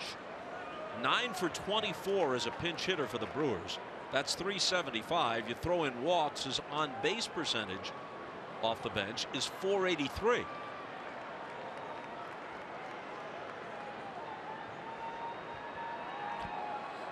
One of the most likable players in the game. Always has a smile on his face. Always has time for everybody. And a very generous player who's helped out his school back in Chicago a great deal. Moustakas at third.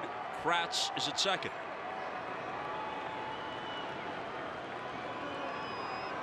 Granderson at the plate, batting for Knebel. And taking a strike. Granderson has had various chapters to his career. He was a speed guy, multiple steals, 20 triples one year with Detroit. Went to the Yankees, inviting right field porch. Became a 40 home run guy. Balk. A balk. Yeah. A balk has been called at the least opportune time. And Moustakas comes trotting home. He stepped on the rubber like he was going to start his motion and then dropped the ball. Second base umpire Alfonso Marquez picked up on it. Bud Black wondering what happened. There he is kicking at the rubber. The ball is in his glove and he's on the rubber. He tried to flip it out of his glove and then snatch it out of the air, and the balk was called. An unforced error, so to speak. And a 3-0 Milwaukee lead.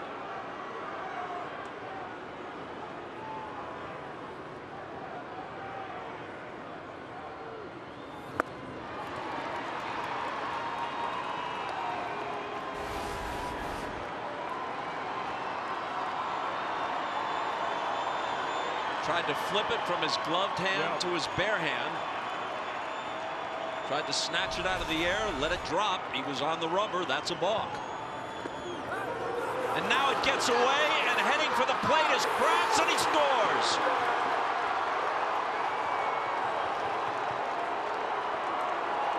Everything unraveling here in the 6th for the Rockies. Wow.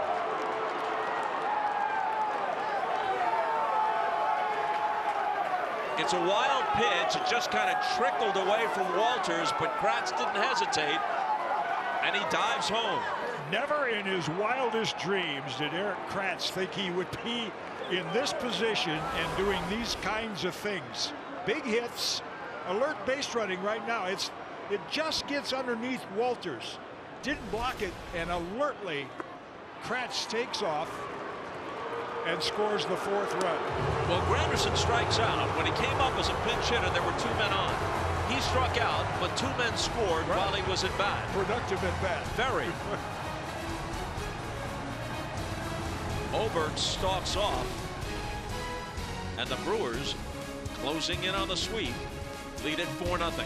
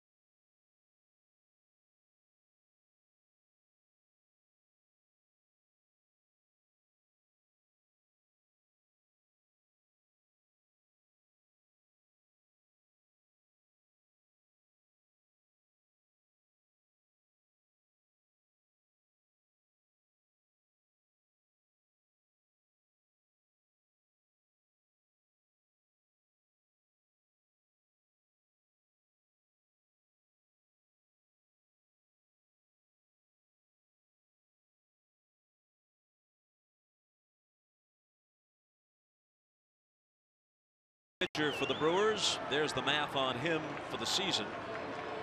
What a top half of the 6th for Scott Oberg and the Rockies.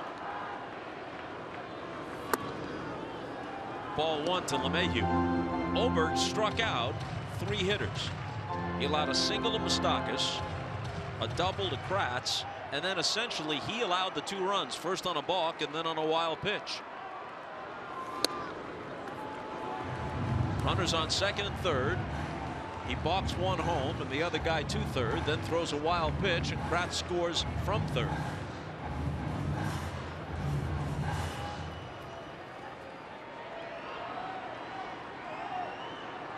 Down 2-0 in the series and 4-0 in the game with 12 outs left to them.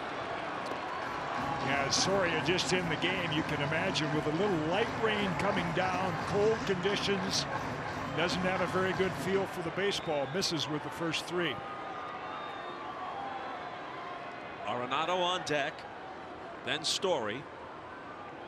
Holiday and Gonzalez waiting behind them if they get something going. Yeah, and on 4 pitches, Lemahieu reaches. That's not a good sign for Craig Counsell. I wouldn't be surprised to see him get somebody up in a hurry. You see a guy miss 4 straight, not feeling the ball, probably not accustomed to pitching in these conditions. Very few are. Just got to look at Greg Counsell. He had a long big league career and won World Series rings with both the '97 Marlins and the 2001 Diamondbacks. And he played a good portion of that career with the Brewers.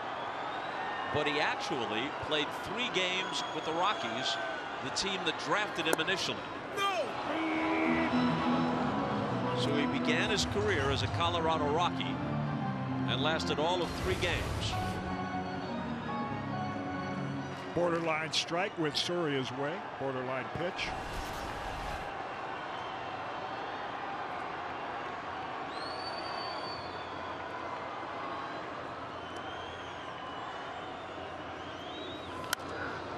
Arenado fouls it off. He's 0 for 2 in this game. He's 2 for 9 in the series.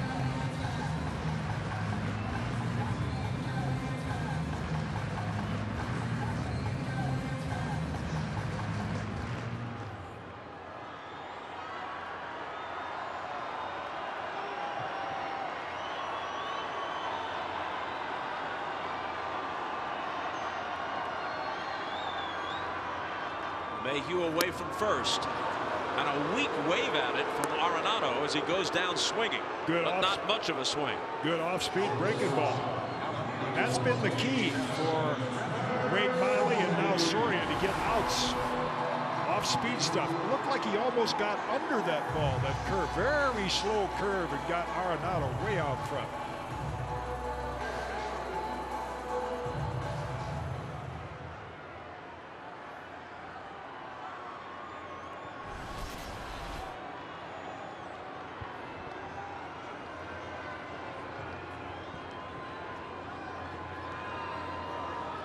Story has a single and a flyout as he takes a stride.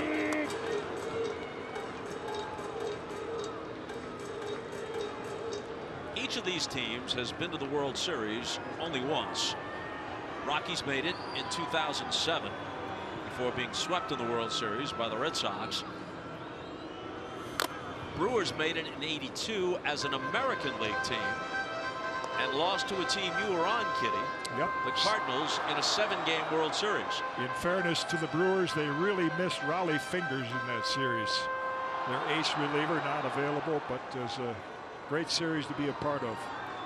Paul Molitor, Robin Yount, Cecil Cooper. Another Suds series like this one. Right. Coors Field and Miller Park. And the Brewers against the Cardinals. 4 of the games played at Busch Stadium. This is more of a day for hot cocoa or something rather than a cold brew.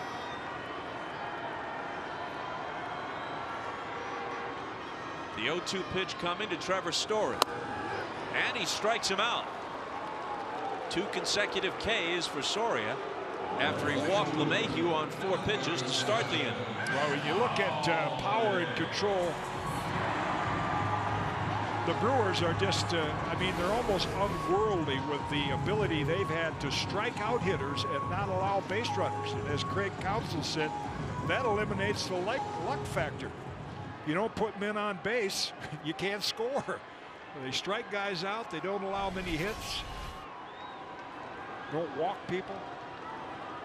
So Soria walked Lemahieu on 4 pitches, struck out Arenado and Story on 6 pitches combined. In the air to right, should put an end to the inning as Yelich takes it. We've gone through 6. It's 4-0 Brewers.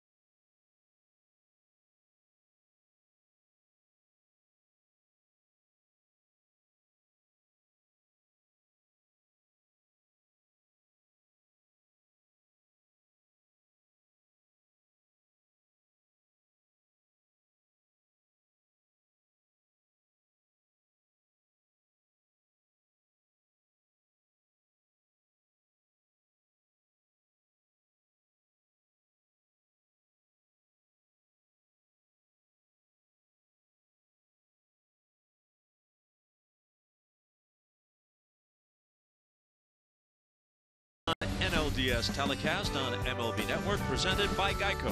The MLB At-Bat app brings every postseason moment to your favorite devices. Catch every moment with features such as live radio broadcasts, pitch tracking, in-game highlights, stats, news, and more. Download MLB At-Bat today. It's your #1 app for live baseball. Adam Ottavino is the new pitcher. 32-year-old right-hander in his 8th season. Let the one-run lead late in the wild card game at Wrigley slip away. But of course, the Rockies went on to win the game in 13. Then he took the loss in game 1 of this series in Milwaukee. See those two sliders rolling away out of the strike zone, and that's what Cain will see a lot of, as all Brewers hitters will, from Ottavino. A lot of sliders. He throws it about half the time, and opponents have hit just 140 against it.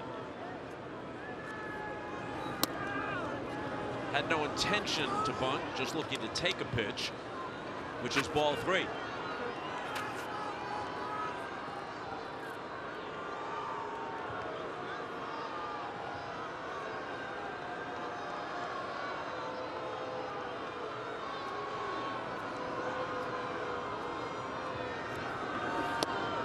Again, taking all the way, and it's in there, 3-1.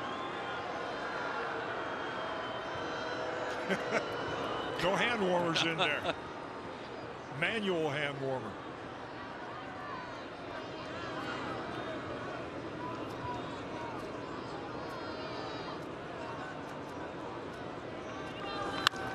Hit to short, Story. There's the first out in the 7th. Well, if the Brewers win this series, they can close the roof at Miller Park and play either the Dodgers or the Braves, where the weather should be fine. So they won't have to suffer through conditions like this. Thinking about Christian Yelich when he comes up, there's Wade Miley. These Brewers starters, 12+ innings, haven't allowed a run. Yelich has really done as much damage drawing walks as he has with the bat. He has a walk and a stolen base today.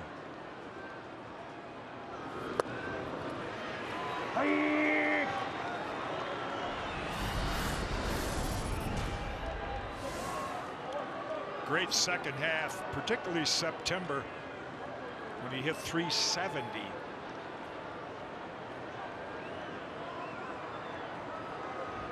My guess is that pretty much clinched the MVP for him. Now, one of the great Septembers, as you know, in all of baseball history was Carl Yastrzemski in 1967, when Yaz hit over 400. But Yelich had some numbers pretty close to that, with home runs, RBIs, and a 370 batting average.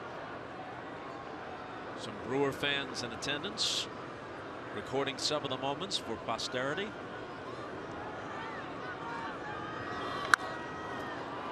High fly ball, medium left. Here's Holiday. And that's the second out.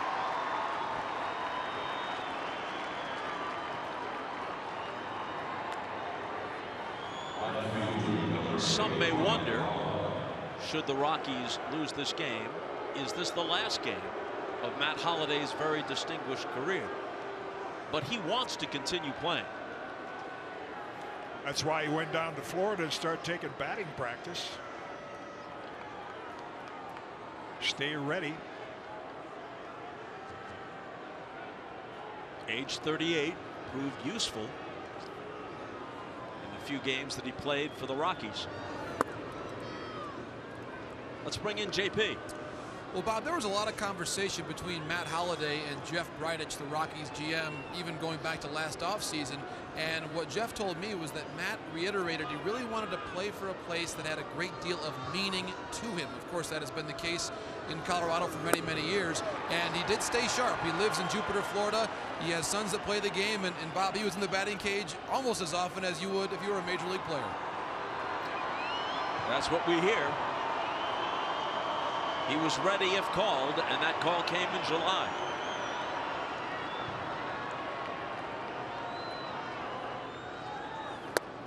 Holliday had his greatest season when they made their run to the World Series in 2007. In their quarter-century history, the Rockies have made the playoffs 5 times, but never as a division winner, always as a wild card. They came close this year, but then they lost the tiebreaker game, game 163 to the Dodgers. Qualified as a wild card.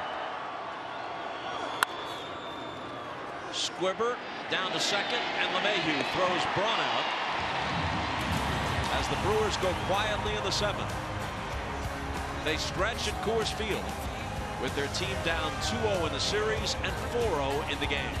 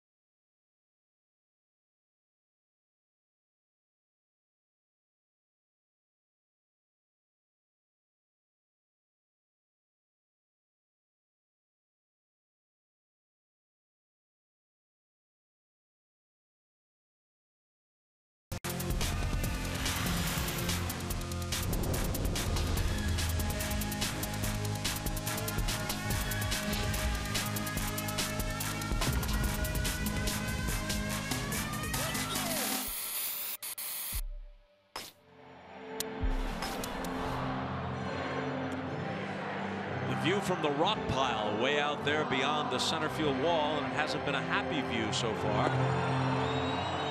Their team trails at 4-0, but still a good time can be had by all, including that one Milwaukee fan you see wearing an old school Brewers uniform from the 80s. Double switch. Yelich goes from right field to left field. Keon Broxton comes into the game to play right field. Ryan Braun, who made the last out on the top of the 7th, is out of the game. There's Yelich in left, Broxton in right. Corbin Burns is the new pitcher. So Burns will hit in the 3rd spot, and Broxton will hit in the 9th spot.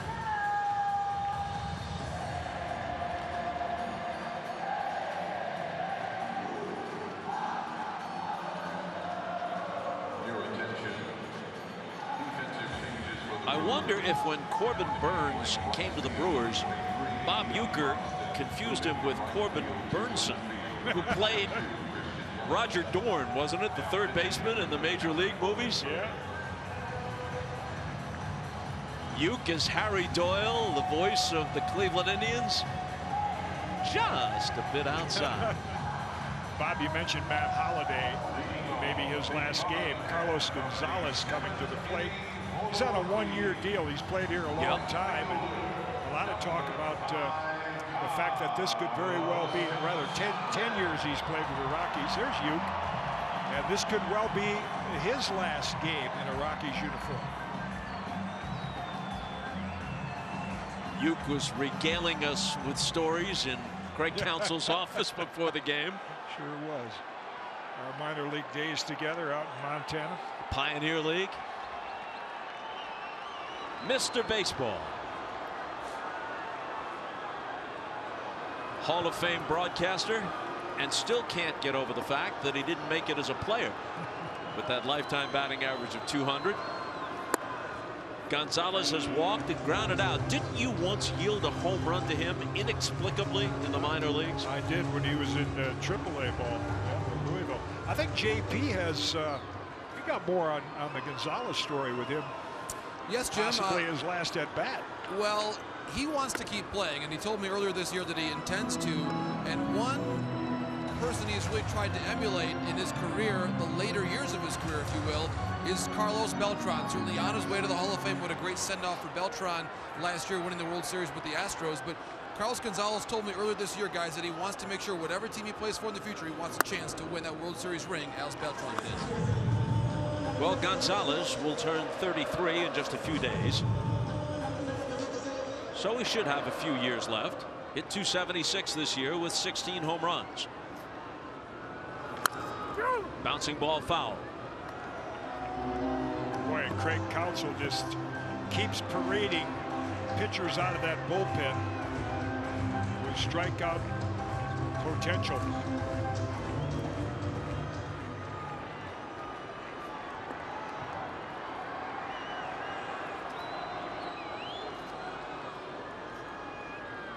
The 1-2 pitch from Corbin Burns. The Rockies have 9 outs left. They've scored 2 runs in this series. They lost game 2 4-0. They trailed this one 4-0. They scored 2 runs in the 9th inning to tie game 1, then lost it 3-2 in the 10th. And Gonzalez is a strikeout victim to start the 7th.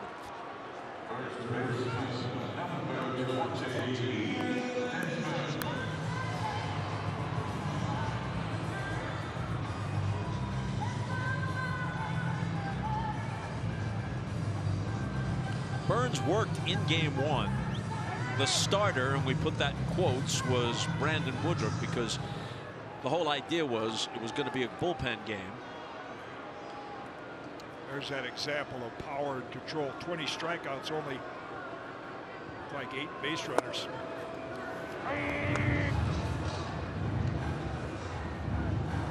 You don't get on, you can't score. So Woodruff pitched 3 innings in game 1. Then Burns pitched 2. They used a half-dozen pitchers in the game, and they won it in 10 innings. Used a half-dozen pitchers, and they had a 1-hit shutout going through 8. It's not your grandfather's baseball. No. Well, of course, this using pitchers in a different way in postseason is not really new. As you and I know, back in 1950, Jim Constanti was the most valuable player in the National League for the Phillies. 22 saves. He started game 1 of the 50 series, pitched 8 innings. So managers do different things in postseason play. As you and I know that because I could read. For the record, I was not broadcasting that World Series. Between Philadelphia's Whiz Kids and the New York Yankees. Jim Constanti, relief pitcher, was the MVP that year.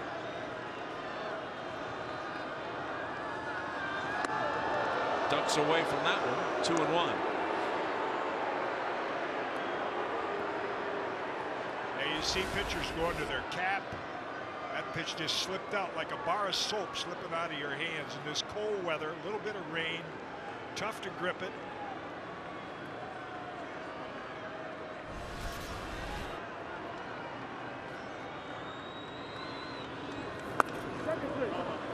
Three balls and a strike.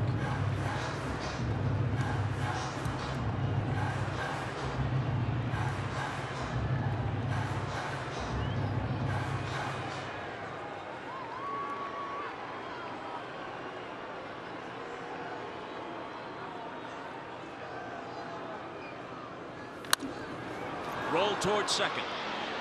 Shaw's up with it. 2 out.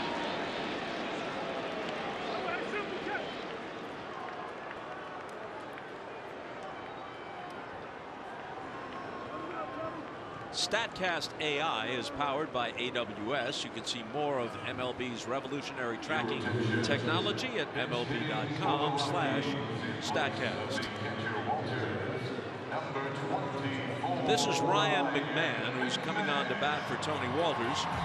And Walters' recent exploits notwithstanding, he's removed for a pinch hitter with 2 out here in the bottom of the 7th.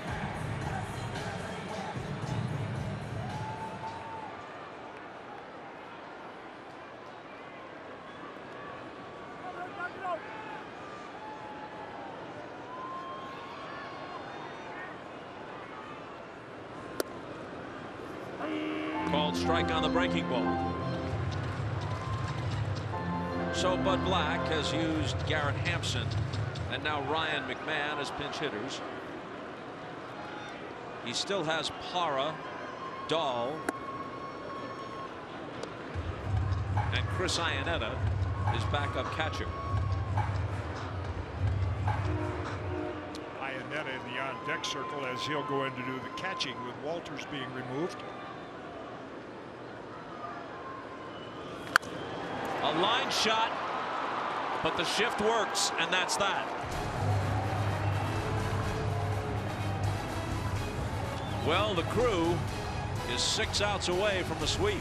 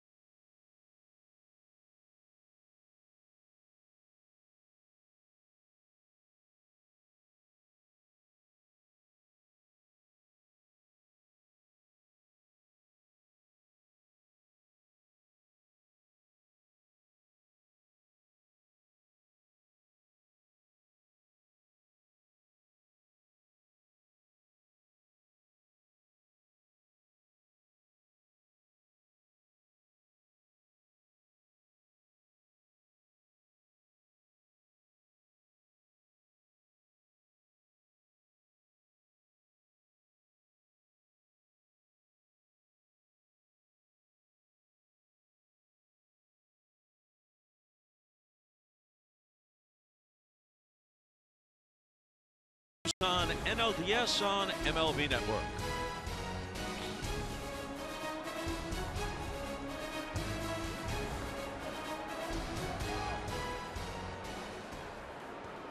New battery for the Rockies. Chris Iannetta, who was on deck to pinch hit, comes in to catch. And Soonwon Oh is the new pitcher. Oh will hit 8th.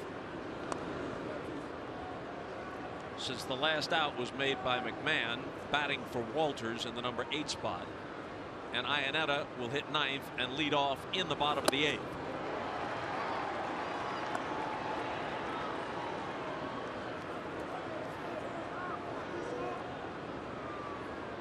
Travis Shaw got an RBI on a ground out in the 1st, and then a strange base hit in the 5th when his hard hit ground ball struck Ryan Braun running between 1st and 2nd. By rule, Shaw got credit for a hit, but Braun was out, and it was the inning ending out.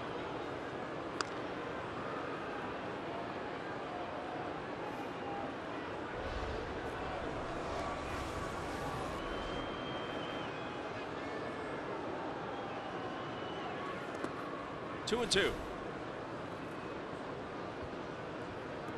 It was his force out in the 1st inning that knocked in a run.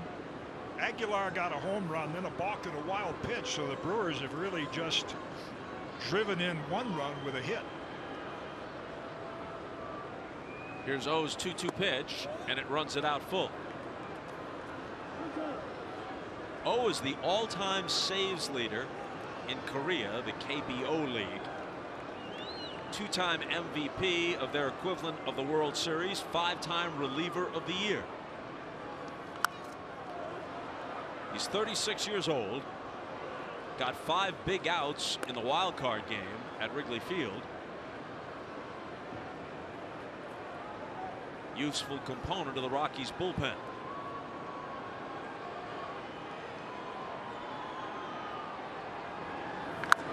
A line shot down the right field line. That's a fair ball. Shaw around 1st, heads for 2nd, and in with a stand-up double. Well, Shaw hits that ball hard, but one thing the Rockies didn't do against Wade Miley was hit the ball hard. StatCast AI, powered by AWS, will give you a look at you do not have to throw high 90s with a wipeout slider to get hitters out. Check the exit velocity up at the top, 73 miles an hour. Gonzalez with a soft grounder to the right side, less than 90. So Wade Miley with curveballs, cutters, changes, speeds induced a lot of soft contact in 4 2/3 innings of stellar pitching. Anything but soft contact for Aguilar back in the 4th when he hit a long home run. This time he lifts a harmless fly ball to left. It's drifting away from Holiday, but he stays with it for the catch. Yeah, he may have had a pitch to drive, but he can't be happy with that at bat. Right now, what Craig Counsell liked to see is tack on runs. He wanted to see him hit that ball the other way and get the runner to 3rd. The wind blowing in through the raindrops, you could see Matt Holliday say, "I got it." Well, I think I got it in the web, barely. Rain, wind, chill. Yeah, good football.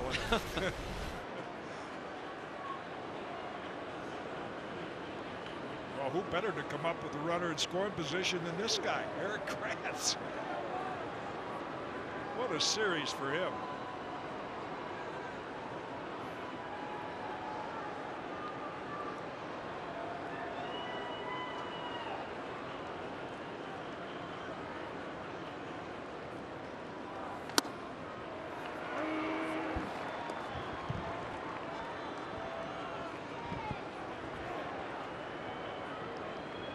So Moustakas is at 1st after being intentionally walked, which sometimes can escape your attention because these days all you have to do is point to first base in order to throw 4 high and wide.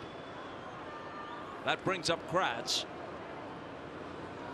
They would rather have O, despite the recent success of Kratz, work to him, righty to righty, than to Moustakas.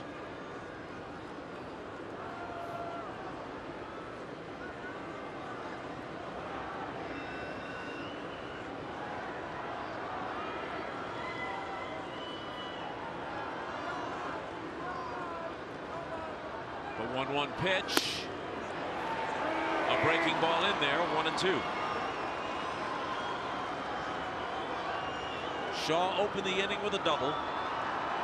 Aguilar flied out. Moustakas was intentionally walked.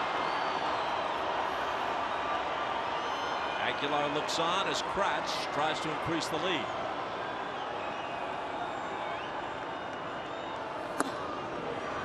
Two and two.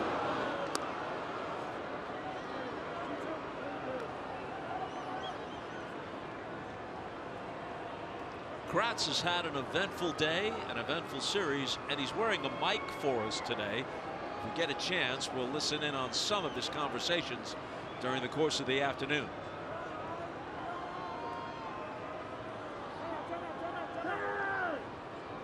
Ted Barrett calls time.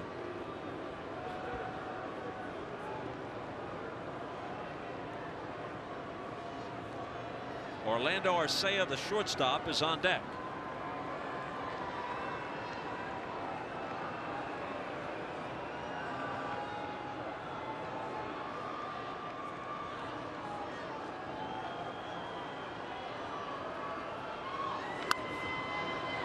Just foul in a bid for his 4th hit of the day. Might have wrapped up the series MVP for him if he got that down the line. The things he's been doing.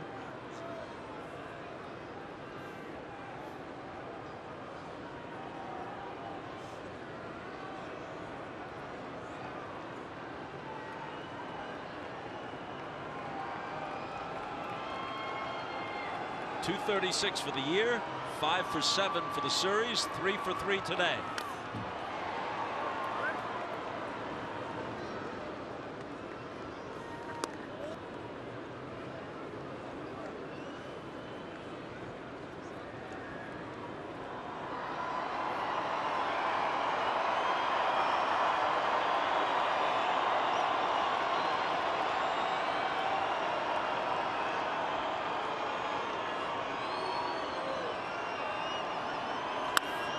Hit sharply, but it's taken by Arenado. He steps on the bag, and he throws across the diamond for a nifty double play. So they finally retire Kratz. They're out of the 8th without any further damage. It's still a 4-0 game, and you're watching the Doosan NLDS telecast on MLB Network, presented by Geico.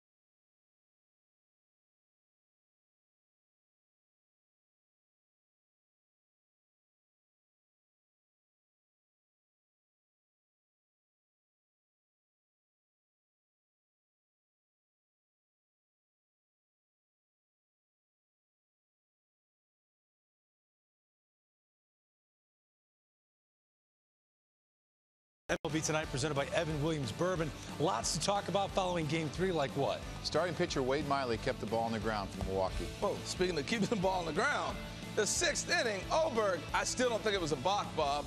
I don't. All right, Harold doesn't think it was a balk. You were a pitcher for almost a quarter century in the major leagues. What do you think? Ionetta, by the way, with a huge chopper down to third, and Moustakas throws him out.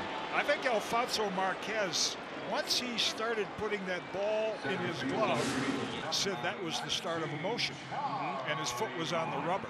So I think that's the call he made there, and if in fact he did that, that is a balk. Bud Black, a pitcher himself, manager of the Rockies, came out to talk about it. Didn't argue vociferously, right, but he made his point. Yeah, but I think he realized, yes, you know, if his foot was off the rubber, different story. But there, see, it looked, Marquez is saying when he started moving that hand, he was starting his motion. Technical, but it looked to be accurate. Here's Blackman, he's 0 for 3.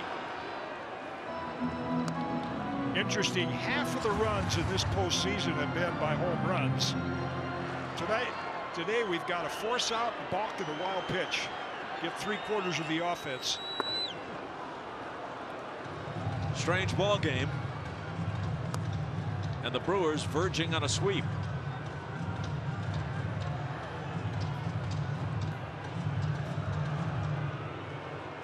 What a job by Wade Miley.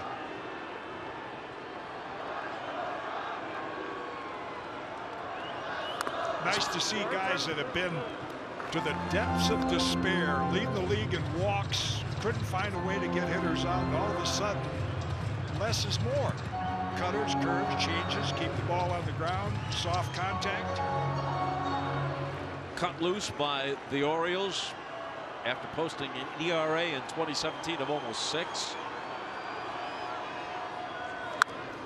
Winds up with a team that's playing well into October. The Orioles went 47 and 115, if my math is correct, along with my memory.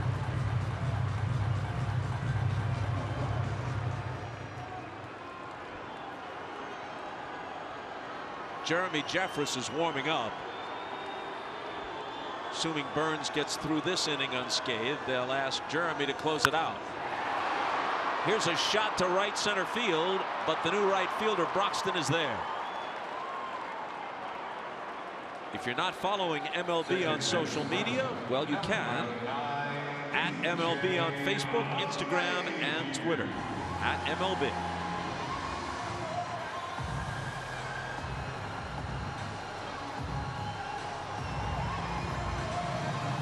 It's one of the few balls that the Rockies have barreled up, and it ends up being an out. Yep. Even when they hit one hard, they're hitting in bad luck. It's been the story of the series for him. Here's Lemahieu. He has a double and a walk today. Here's JP. Bob, 7 years for DJ Lemahieu as a Rocky, 2 Gold Gloves, 2 All-Star appearances, and the batting title. Unless the Rockies' fortunes turn, this could be his last at-bat before free agency.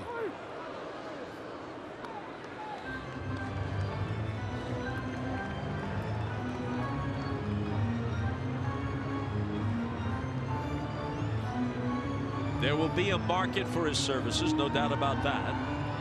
Not as high as it might have been a couple of years ago when he led the league at 348. This year he had 276 with 15 home runs. And he strikes out to end the inning. Burns pounds his fist into his glove. He did a good job. The entire pitching staff has done a terrific job for the Brewers in this series. It's a 1-2-3-8 and still a 4-0 game.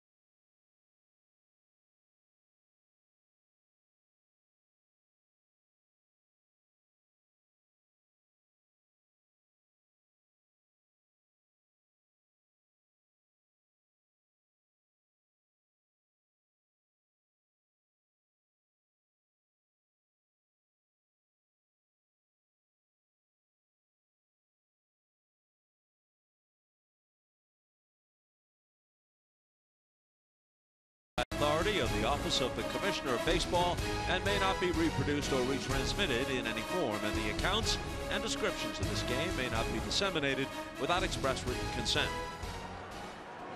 Wade Davis has not had an opportunity to pitch in this series. There have been no games to close for the Rockies. He last appeared in the wild card game at Wrigley against his former team, the Cubs. So he comes in here in the top of the ninth. First man he faces is Orlando Arcia, the shortstop. Tough assignment for Wade Davis. Cold weather, rainy, hasn't pitched much. Come in, down 4-zip, not a lot of enthusiasm out there in the field. Trying to throw strikes. Fouled off by Arcia, who's 0 for 3 with 2 strikeouts. Now this Brewer pitching staff has just taken the heart right out of the Rockies lineup. I mean, that's why you can shred the regular season stats when it comes to postseason. Average runs scored, OPS, anything you want to come up with. It's a different season. And as we just caught a look at Wade Miley, something else you have to shred is wins for starting pitchers, because the way bullpens are often used in the postseason now, all you're looking for is 4 good innings. Sure. You can't qualify for the win as a starter. There's a drive to very deep left from Arcia, and it's a 5-0 game. Arcia hit only 3 during the regular season. He takes Wade Davis deep, and it's 5-0 in the ninth. Wow. Well, some performance by Greg Council's team. A little bit of everything from the entire lineup, in addition to the pitchers. The guy was sent down to the minors during the year because he was playing ineffectively. Ooh, down and in, hitter's favorite zone. Drop the barrel on it like driving the golf ball.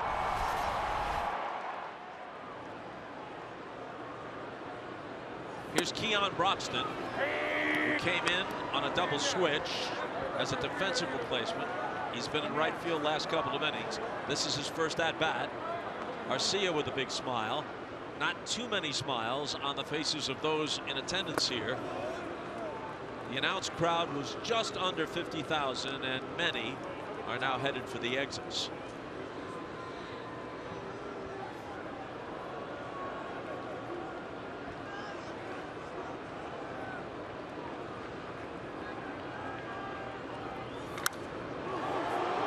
In the air to center, and deep, and very deep, and out of here. First Arcia, then Broxton. Kratz, who was in on the fun earlier. First home run for Keon Broxton in this postseason. He had 4 during the regular year. Last year he hit 20, but spent most of this year in the minors. And some of the fans have to wipe away tears at Coors Field. Purple Rain. Yeah. That was a Prince of a reference.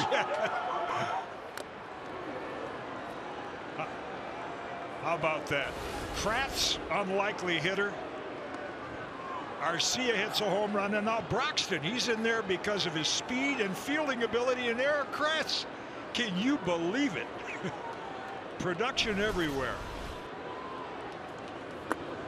Well, we have to certainly give credit to how the Brewers, barring a miraculous comeback, are going to sweep this series. How they put this team together. You made reference to getting Yelich and Lorenzo Cain on the same day.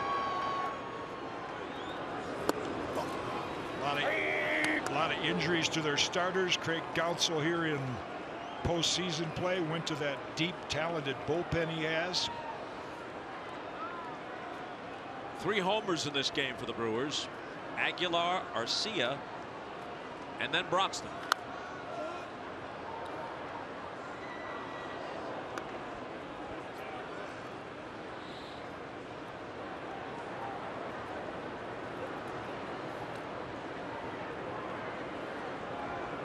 So Broxton, after spending most of the year in the minors, where he stole 29 bases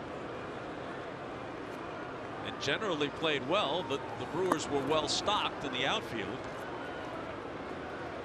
They brought him back toward the end of the year. He hit just 179 in 51 games with 4 home runs. And in his lone at bat in this game, he hits one over the wall in right center.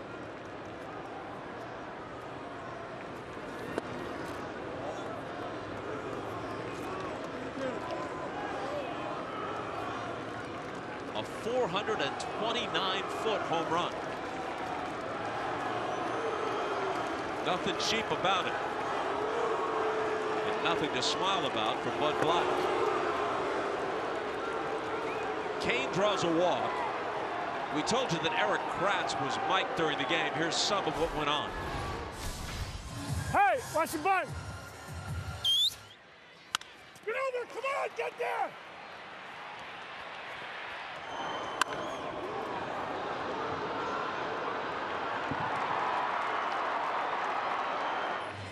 You hit it too hard. No, I ran too slow.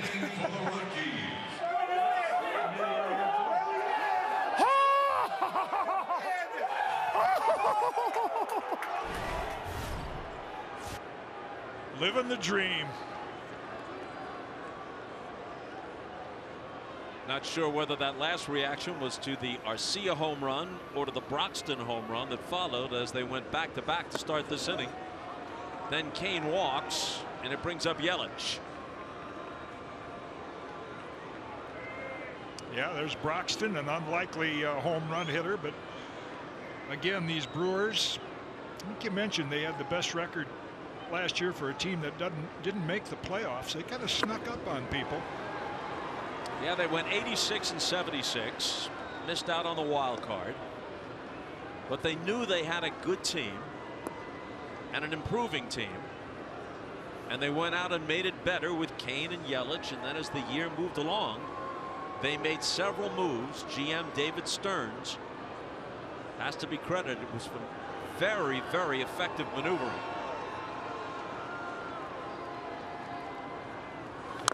They picked up Moustakas. Yep. And then all the talk about Eric Kratz. Here was oh, by the way, I believe it was Jeff Bandy that wasn't doing a good job as a catcher. Pena was injured, not playing well. Let's just pick up this Eric Kratz as a backup catcher. And look what he's done in postseason play.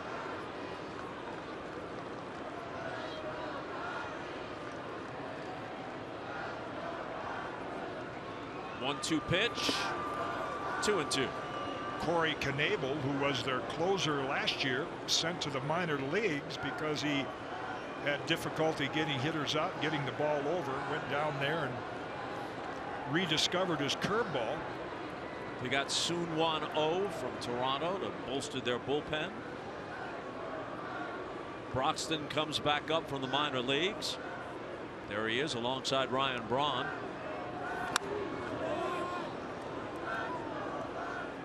And again, if you missed it earlier, we talked about the thrill this must be for Craig Counsell, growing up in the suburbs of Milwaukee, a Brewers fan. His dad worked at the stadium, drafted by the Brewers, played for them, and now close to leading his team. One series away from going to the World Series. I think the chill has frozen my brain. O was picked up by the Rockies during the season from Toronto.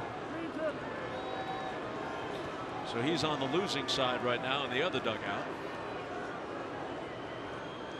Joakim Soria was a guy that the Brewers were able to add. The 3-2 fouled off. So the point remains. They knew they were on the verge of being true contenders. They made bold moves in the offseason. A pretty bold move to get Moustakas during the regular season. And then some effective moves that were not as heralded. They were an agate type, but they proved to be important as the latter part of the regular season played out and now in the playoffs. Took a good team and made it much better. Boy, and this is sad for Wade Davis to finish the season like this. Buddy Black going to make a move, and I think Buddy Black and his team deserve credit too with what they had to go through travel-wise just to get to this point. Disappointing into it, but nevertheless a good season. Wade Davis, have to think about this one during the offseason. Faced 4 hitters, 2 homers, 2 walks. We'll be right back.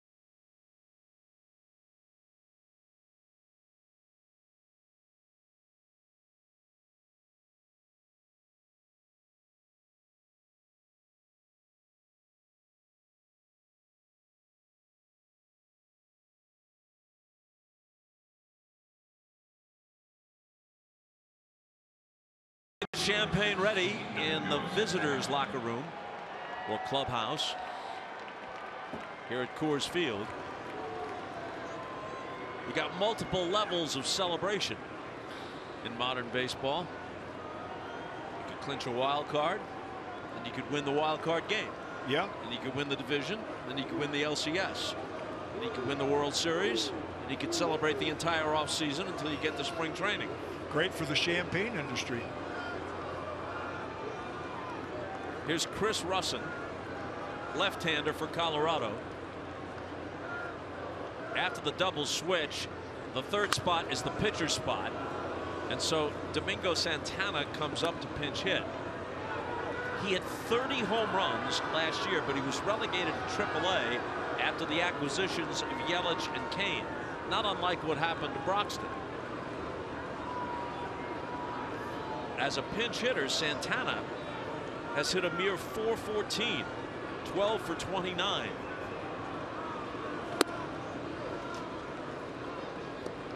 Yeah, disappointing way when you look at, you mentioned Wade Davis, 2 walks, 2 home runs. He's not had a Wade Davis type year compared to his past years, but he's still been a big part of the Rockies' success for Bud Black.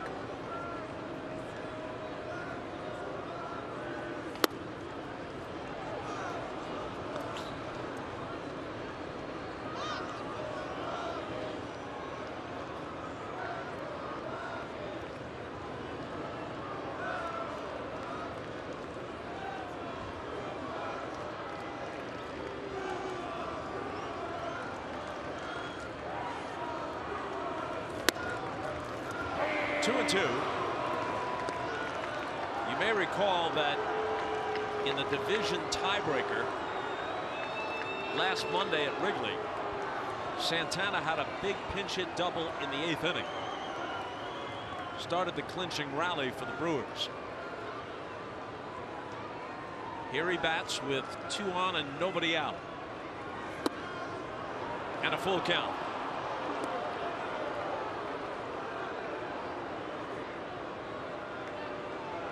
not comfortable being in that position. Frustrating series, cold, stocking caps on. Pitchers can't get it over. As the rain pours down, the Brewers pour it on.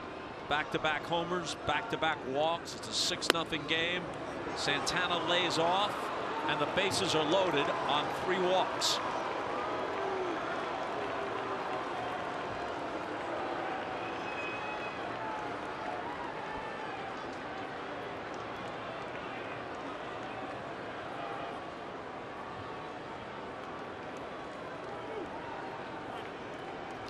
And some of the spectators understandably take a walk.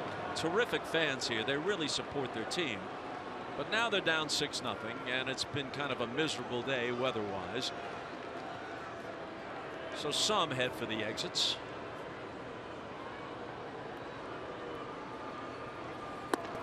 And others will stay till the bitter end. They drew well over 3 million during the regular season. And then there are those who travel to see their team. Or maybe he's just a transplanted Milwaukee resident. Wow, this is now living in Denver. This is really getting ugly for the Rockies. Even the Brewers are saying, you know, let's just get out in the field and get these 3 outs. We're cold and thirsty. Of course, a lot of that champagne, they don't drink, they pour it on one another. Very little of it is consumed.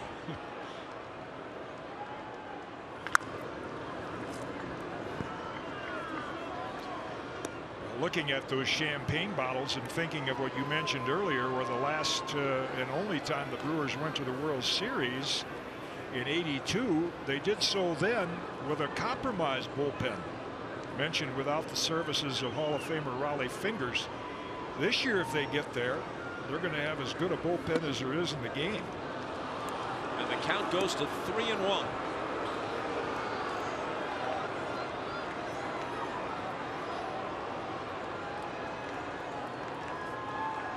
Shaw has 2 hits and an RBI groundout.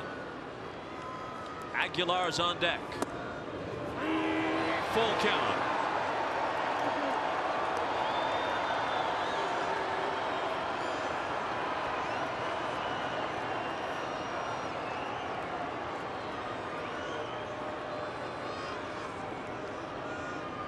Bases loaded, nobody out, and the 3-2 pitch is a mile-high pop in the mile-high city.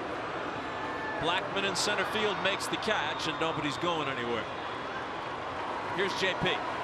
Well, Bob, one of the reasons why Christian Yelich is the presumptive NL MVP is how well-rounded he is as a player. So let's look at StatCast AI, powered by AWS. That stolen base success probability back in the 5th inning. Bob, he is an outstanding base runner. Yes, he was the best hitter in baseball in the second half, but it's base running like that at 28.8 feet per second sprint speed. He is an outstanding man on the bases as well. Well, you put it all together. Average, power, base running, fielding. He's got a Gold Glove to his credit, not unlike Mookie Betts in the American League, who I think has had an even better year. But I think those are your 2 MVPs, Betts and Yelich. Nice play at third base by Arenado. There's 1 and there's 2. And no matter the score, he continues to excel. No one better at the hot corner. Well, they scored twice on inning opening homers from Arcia and then Broxton. Then the bases were walk loaded, but they got out of that. But not until the Brewers had tacked on 2 more. It's 6-0 as we go to the bottom of the 9th at Coors Field.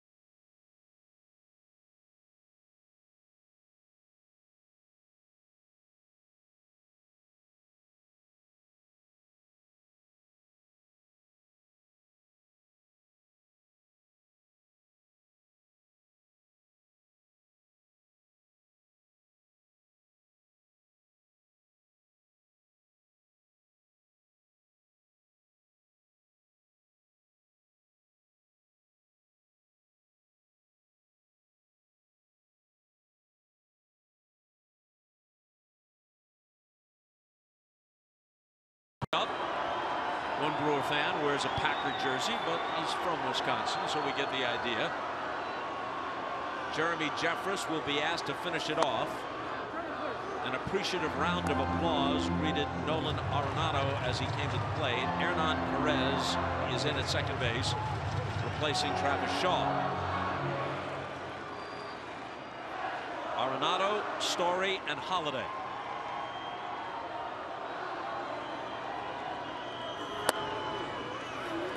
One and one. Quite a year for Jeremy Jeffress. Quite a postseason. Ironically, he's the pitcher that gave up the 2 Rockies runs on 3 consecutive singles. Not that they really knocked him around. Just to take care of the bookkeeping, Shaw is at first base. He moves from second to first. It's Aguilar who's out of the game. And in at second is Perez, where Shaw had been.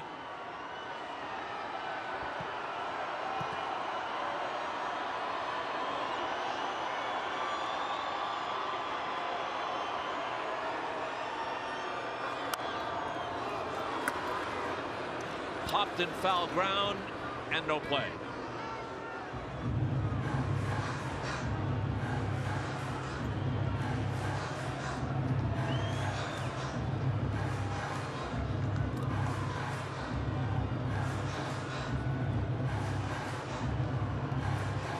This is the 28th inning in this series. And the Rockies have scored in 1 of them. The 2 runs they got in the 9th inning of game 1 to briefly tie it up before they lost it in the 10th. Line drive right at Shaw.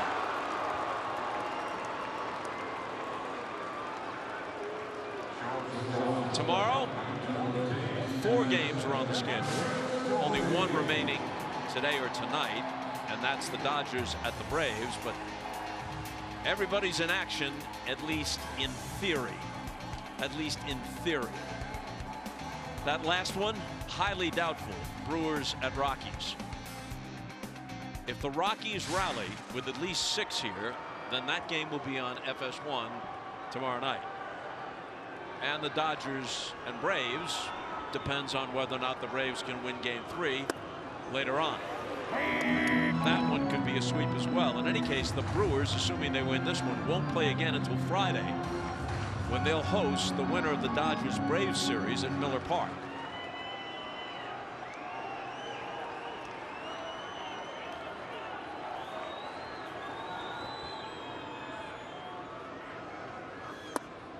Story's 1 for 3, and he's down on the count, 0-2.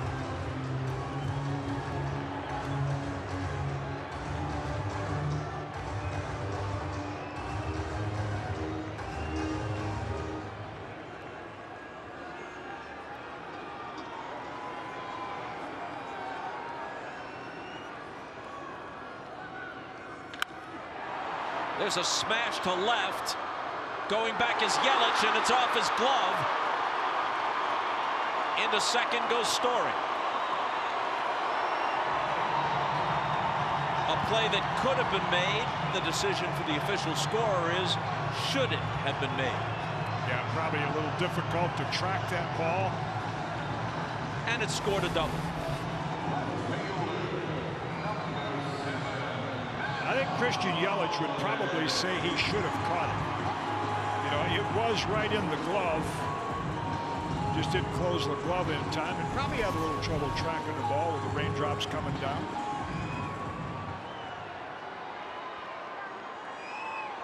Matt Holliday looking for his first hit. Struck out, lined out, flied out.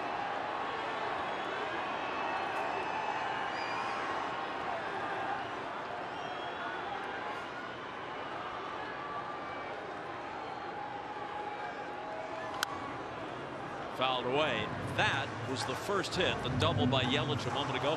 The first hit allowed by the Brewer bullpen in this game.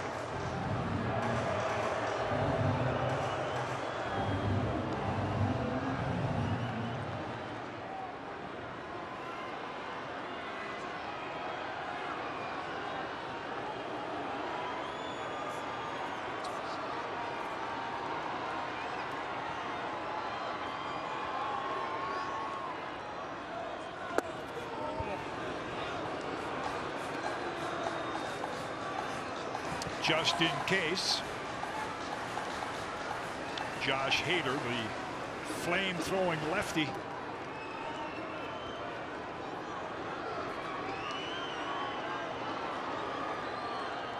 Story, who doubled, leads away from second. Yelich almost made the grab on his drive to deep left.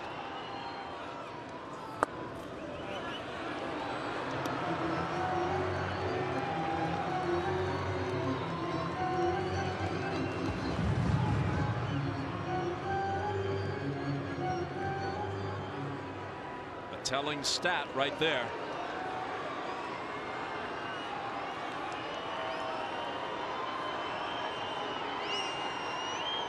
They haven't had all that many opportunities, and when those opportunities have presented themselves, they've seldom cashed in.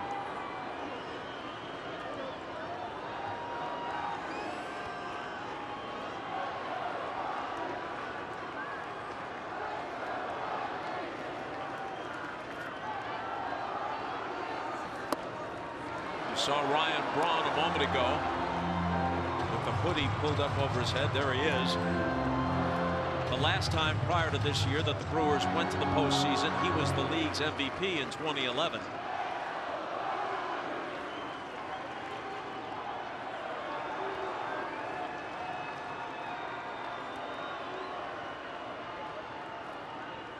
Here's the 3-1 pitch, and it's fouled off.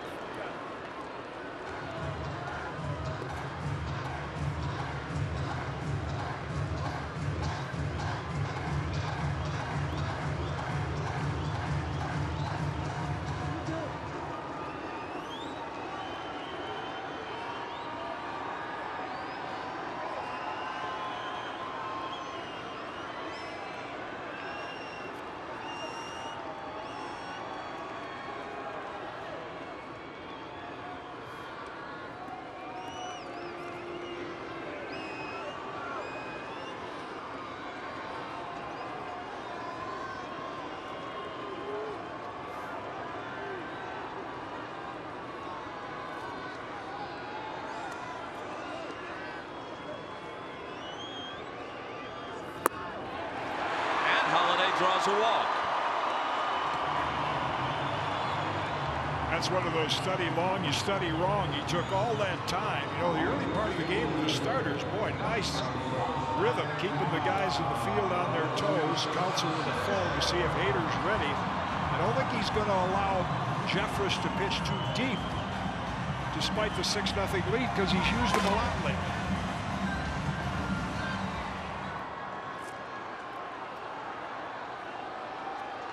Plus, he should have no hesitation about going to Hader, whom he's also used frequently. I think that's what sometimes at length, because assuming they win this game, they don't play again until Friday. I think that's what this confab on the mound is about right now. They're just giving Hader a little more time to get ready. I can't imagine what else it would be about with a 6-0 lead and 2 outs away from winning the game. Yep. Here comes Counsel. And soon enough, here comes Hader.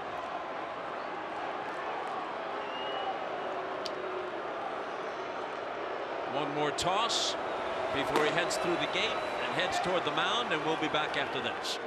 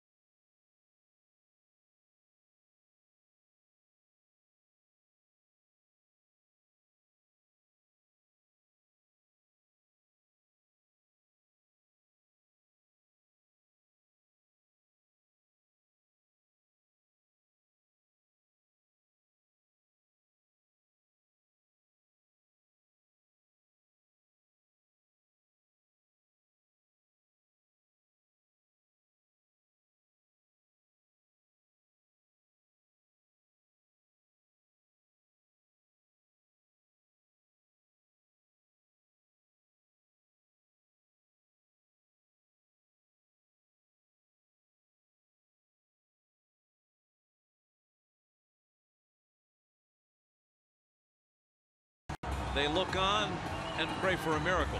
Boy, there's some hardy souls out there. Here's Josh Hader. Check out those numbers. 143 strikeouts in 81 innings and only 30 walks. Not only tough to hit, tough to make contact with. He stands on the third base side of the rubber. Long, lanky, comes across his body almost from the first base side. So not only does he throw extremely hard, but the angle is unusual. You remember Mitch Williams with the Philadelphia Phillies, the wild thing. Hader reminds me a bit of Mitch with a little better control. Elbows, knees, flying at the hitter, coming out of that three-quarter delivery, tough to pick up.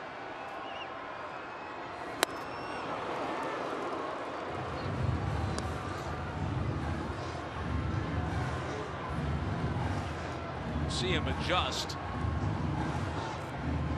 Moves that back leg toward the middle of the rubber.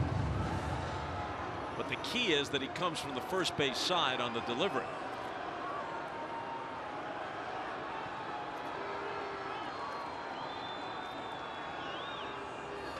Wow, look at that. Goes flying. Oh, good. There's a net there. Yeah, it was whirly-birding toward the crowd, but in years gone by, that's where it would have wound up. But now most teams have that netting extended.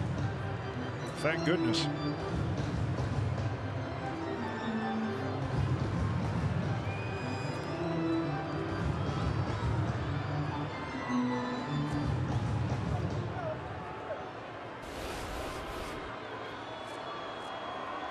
Here's a look at it.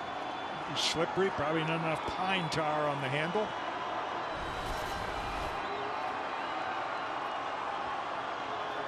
And the 1-2 coming from Hader to Carlos Gonzalez.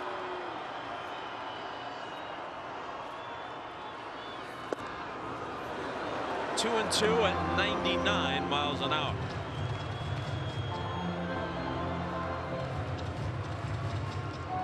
Yelich in left. Cain in center. Broxton in right. And on what might be Carlos Gonzalez's last at bat as a Rocky, he's caught looking.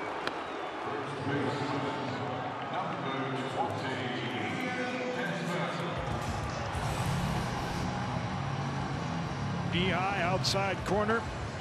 Tough to see, tough to hit.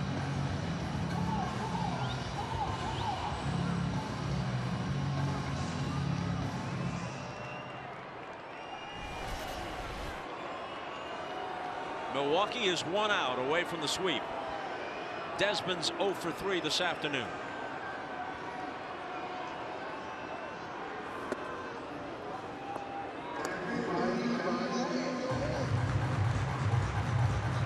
Rockies have 2 men on with 1 out. Story doubled off Yelich's glove in left. Holiday followed with a walk. Then Gonzalez was called out on strikes. And Desmond is the last guy between the Brewers and a sweep. He lifts one into right. Cain and Broxton, it'll be Cain, and that's that.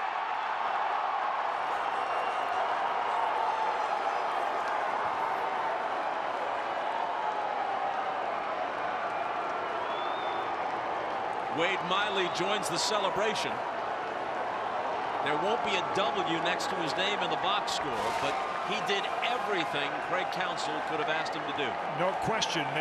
They call them sometimes openers. They're still, you don't say what time's the game open, what times it starts. So the Brewers had starters and they had enders. Great guys at the end of the game, but it seems like a long time ago, but you're right. Wade Miley set the tone for the Brewers to win this game. And the in-betweeners weren't too bad either. Yeah, right. How about that, Eric Krafts? Think of what this must mean to him. Yes. Now 1 step, although it's a big step, against either the Dodgers or the Braves in a best-of-7 LCS. 1 step from the World Series. Been kind of a journeyman guy at age 38.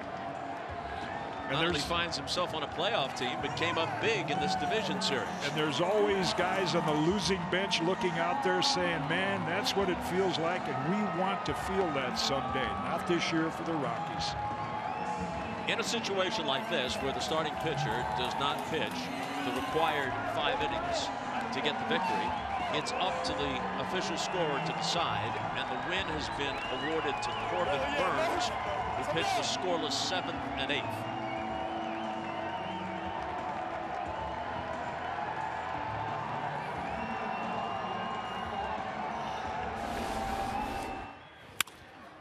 Go get it. Go get it. Teddy, thank you, brother. Hey, bless you. Yeah!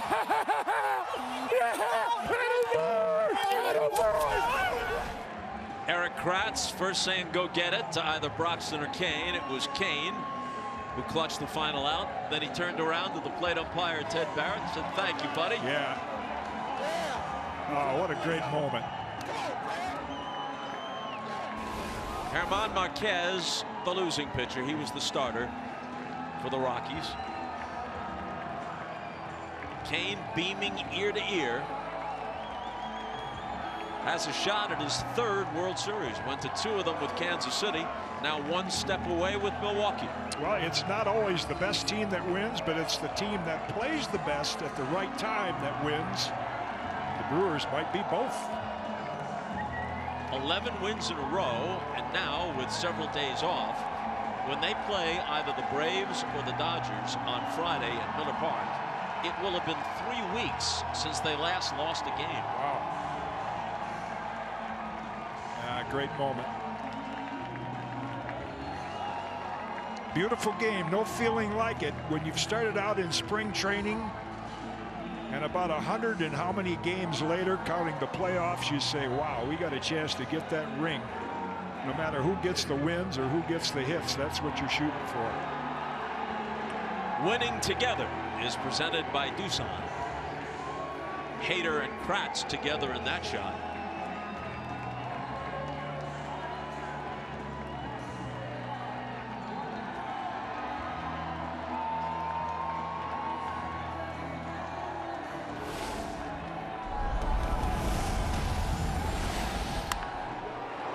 Aguilar got in on the fun, got in on it early.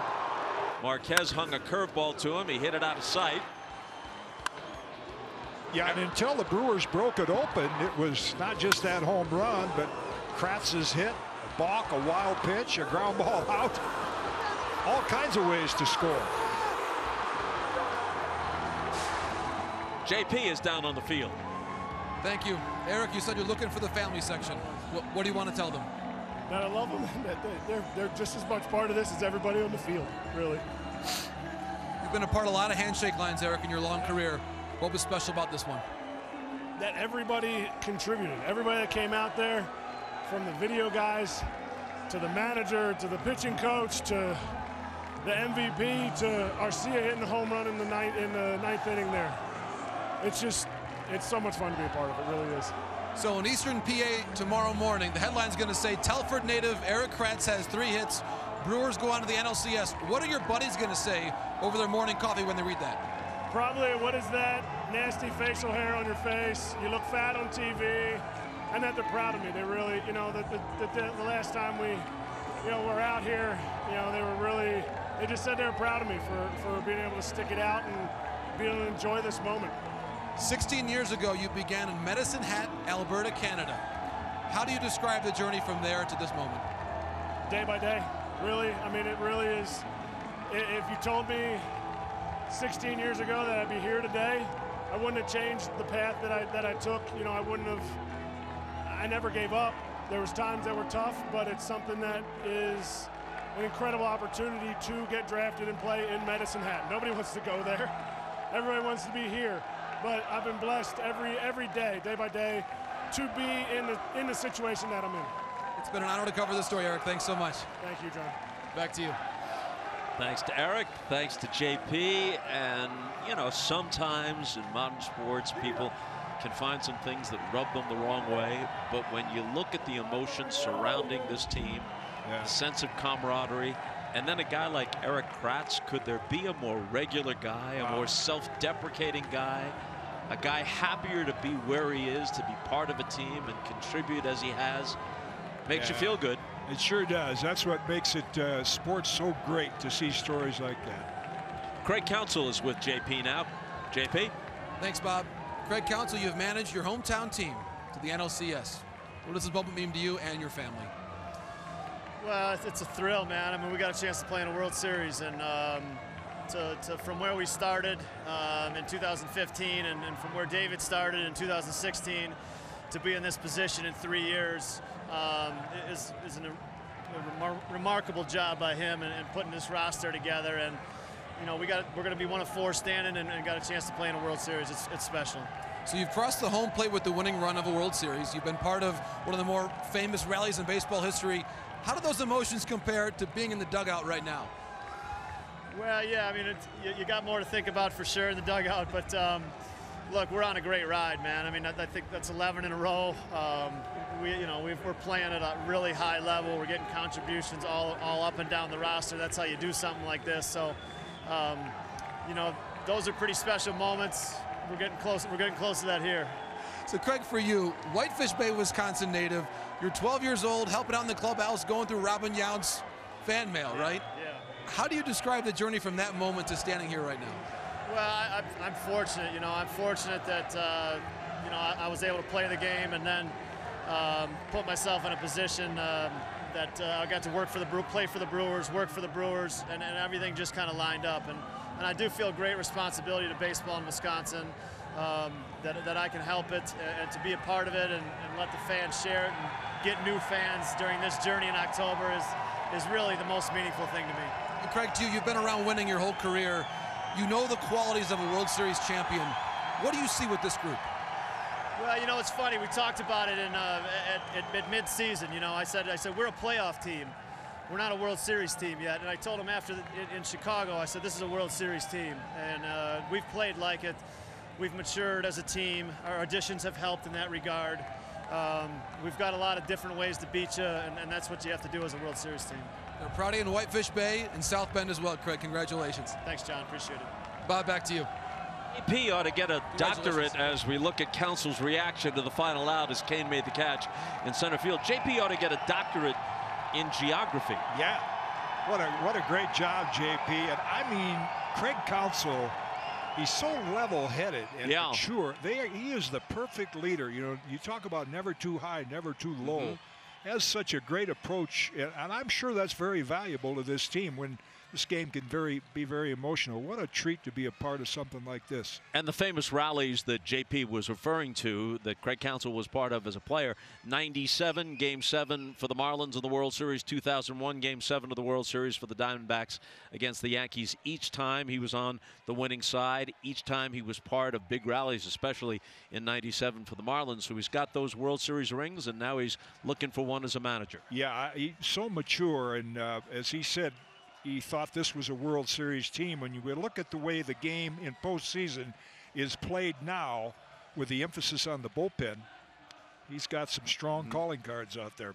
Kitty, thank you, pal. Yeah, enjoyed it. Congratulations to the Brewers and to the Rockies on a fine season. Brewers move on to the NLCS and await the winner of the Braves-Dodgers series. And at 8 Eastern on FS1, you can watch Game 3 of that series between Los Angeles and Atlanta. Coming up next here on MLB Network, it's MLB Tonight, presented by Evan Williams Bourbon with Greg Amsinger, Joe Girardi, and Harold Reynolds. For J.P. Morosi and for Jim Cobb, Bob Costas saying so long from Denver, and thank you for watching the Doosan NLDS telecast on MLB Network, presented by Geico.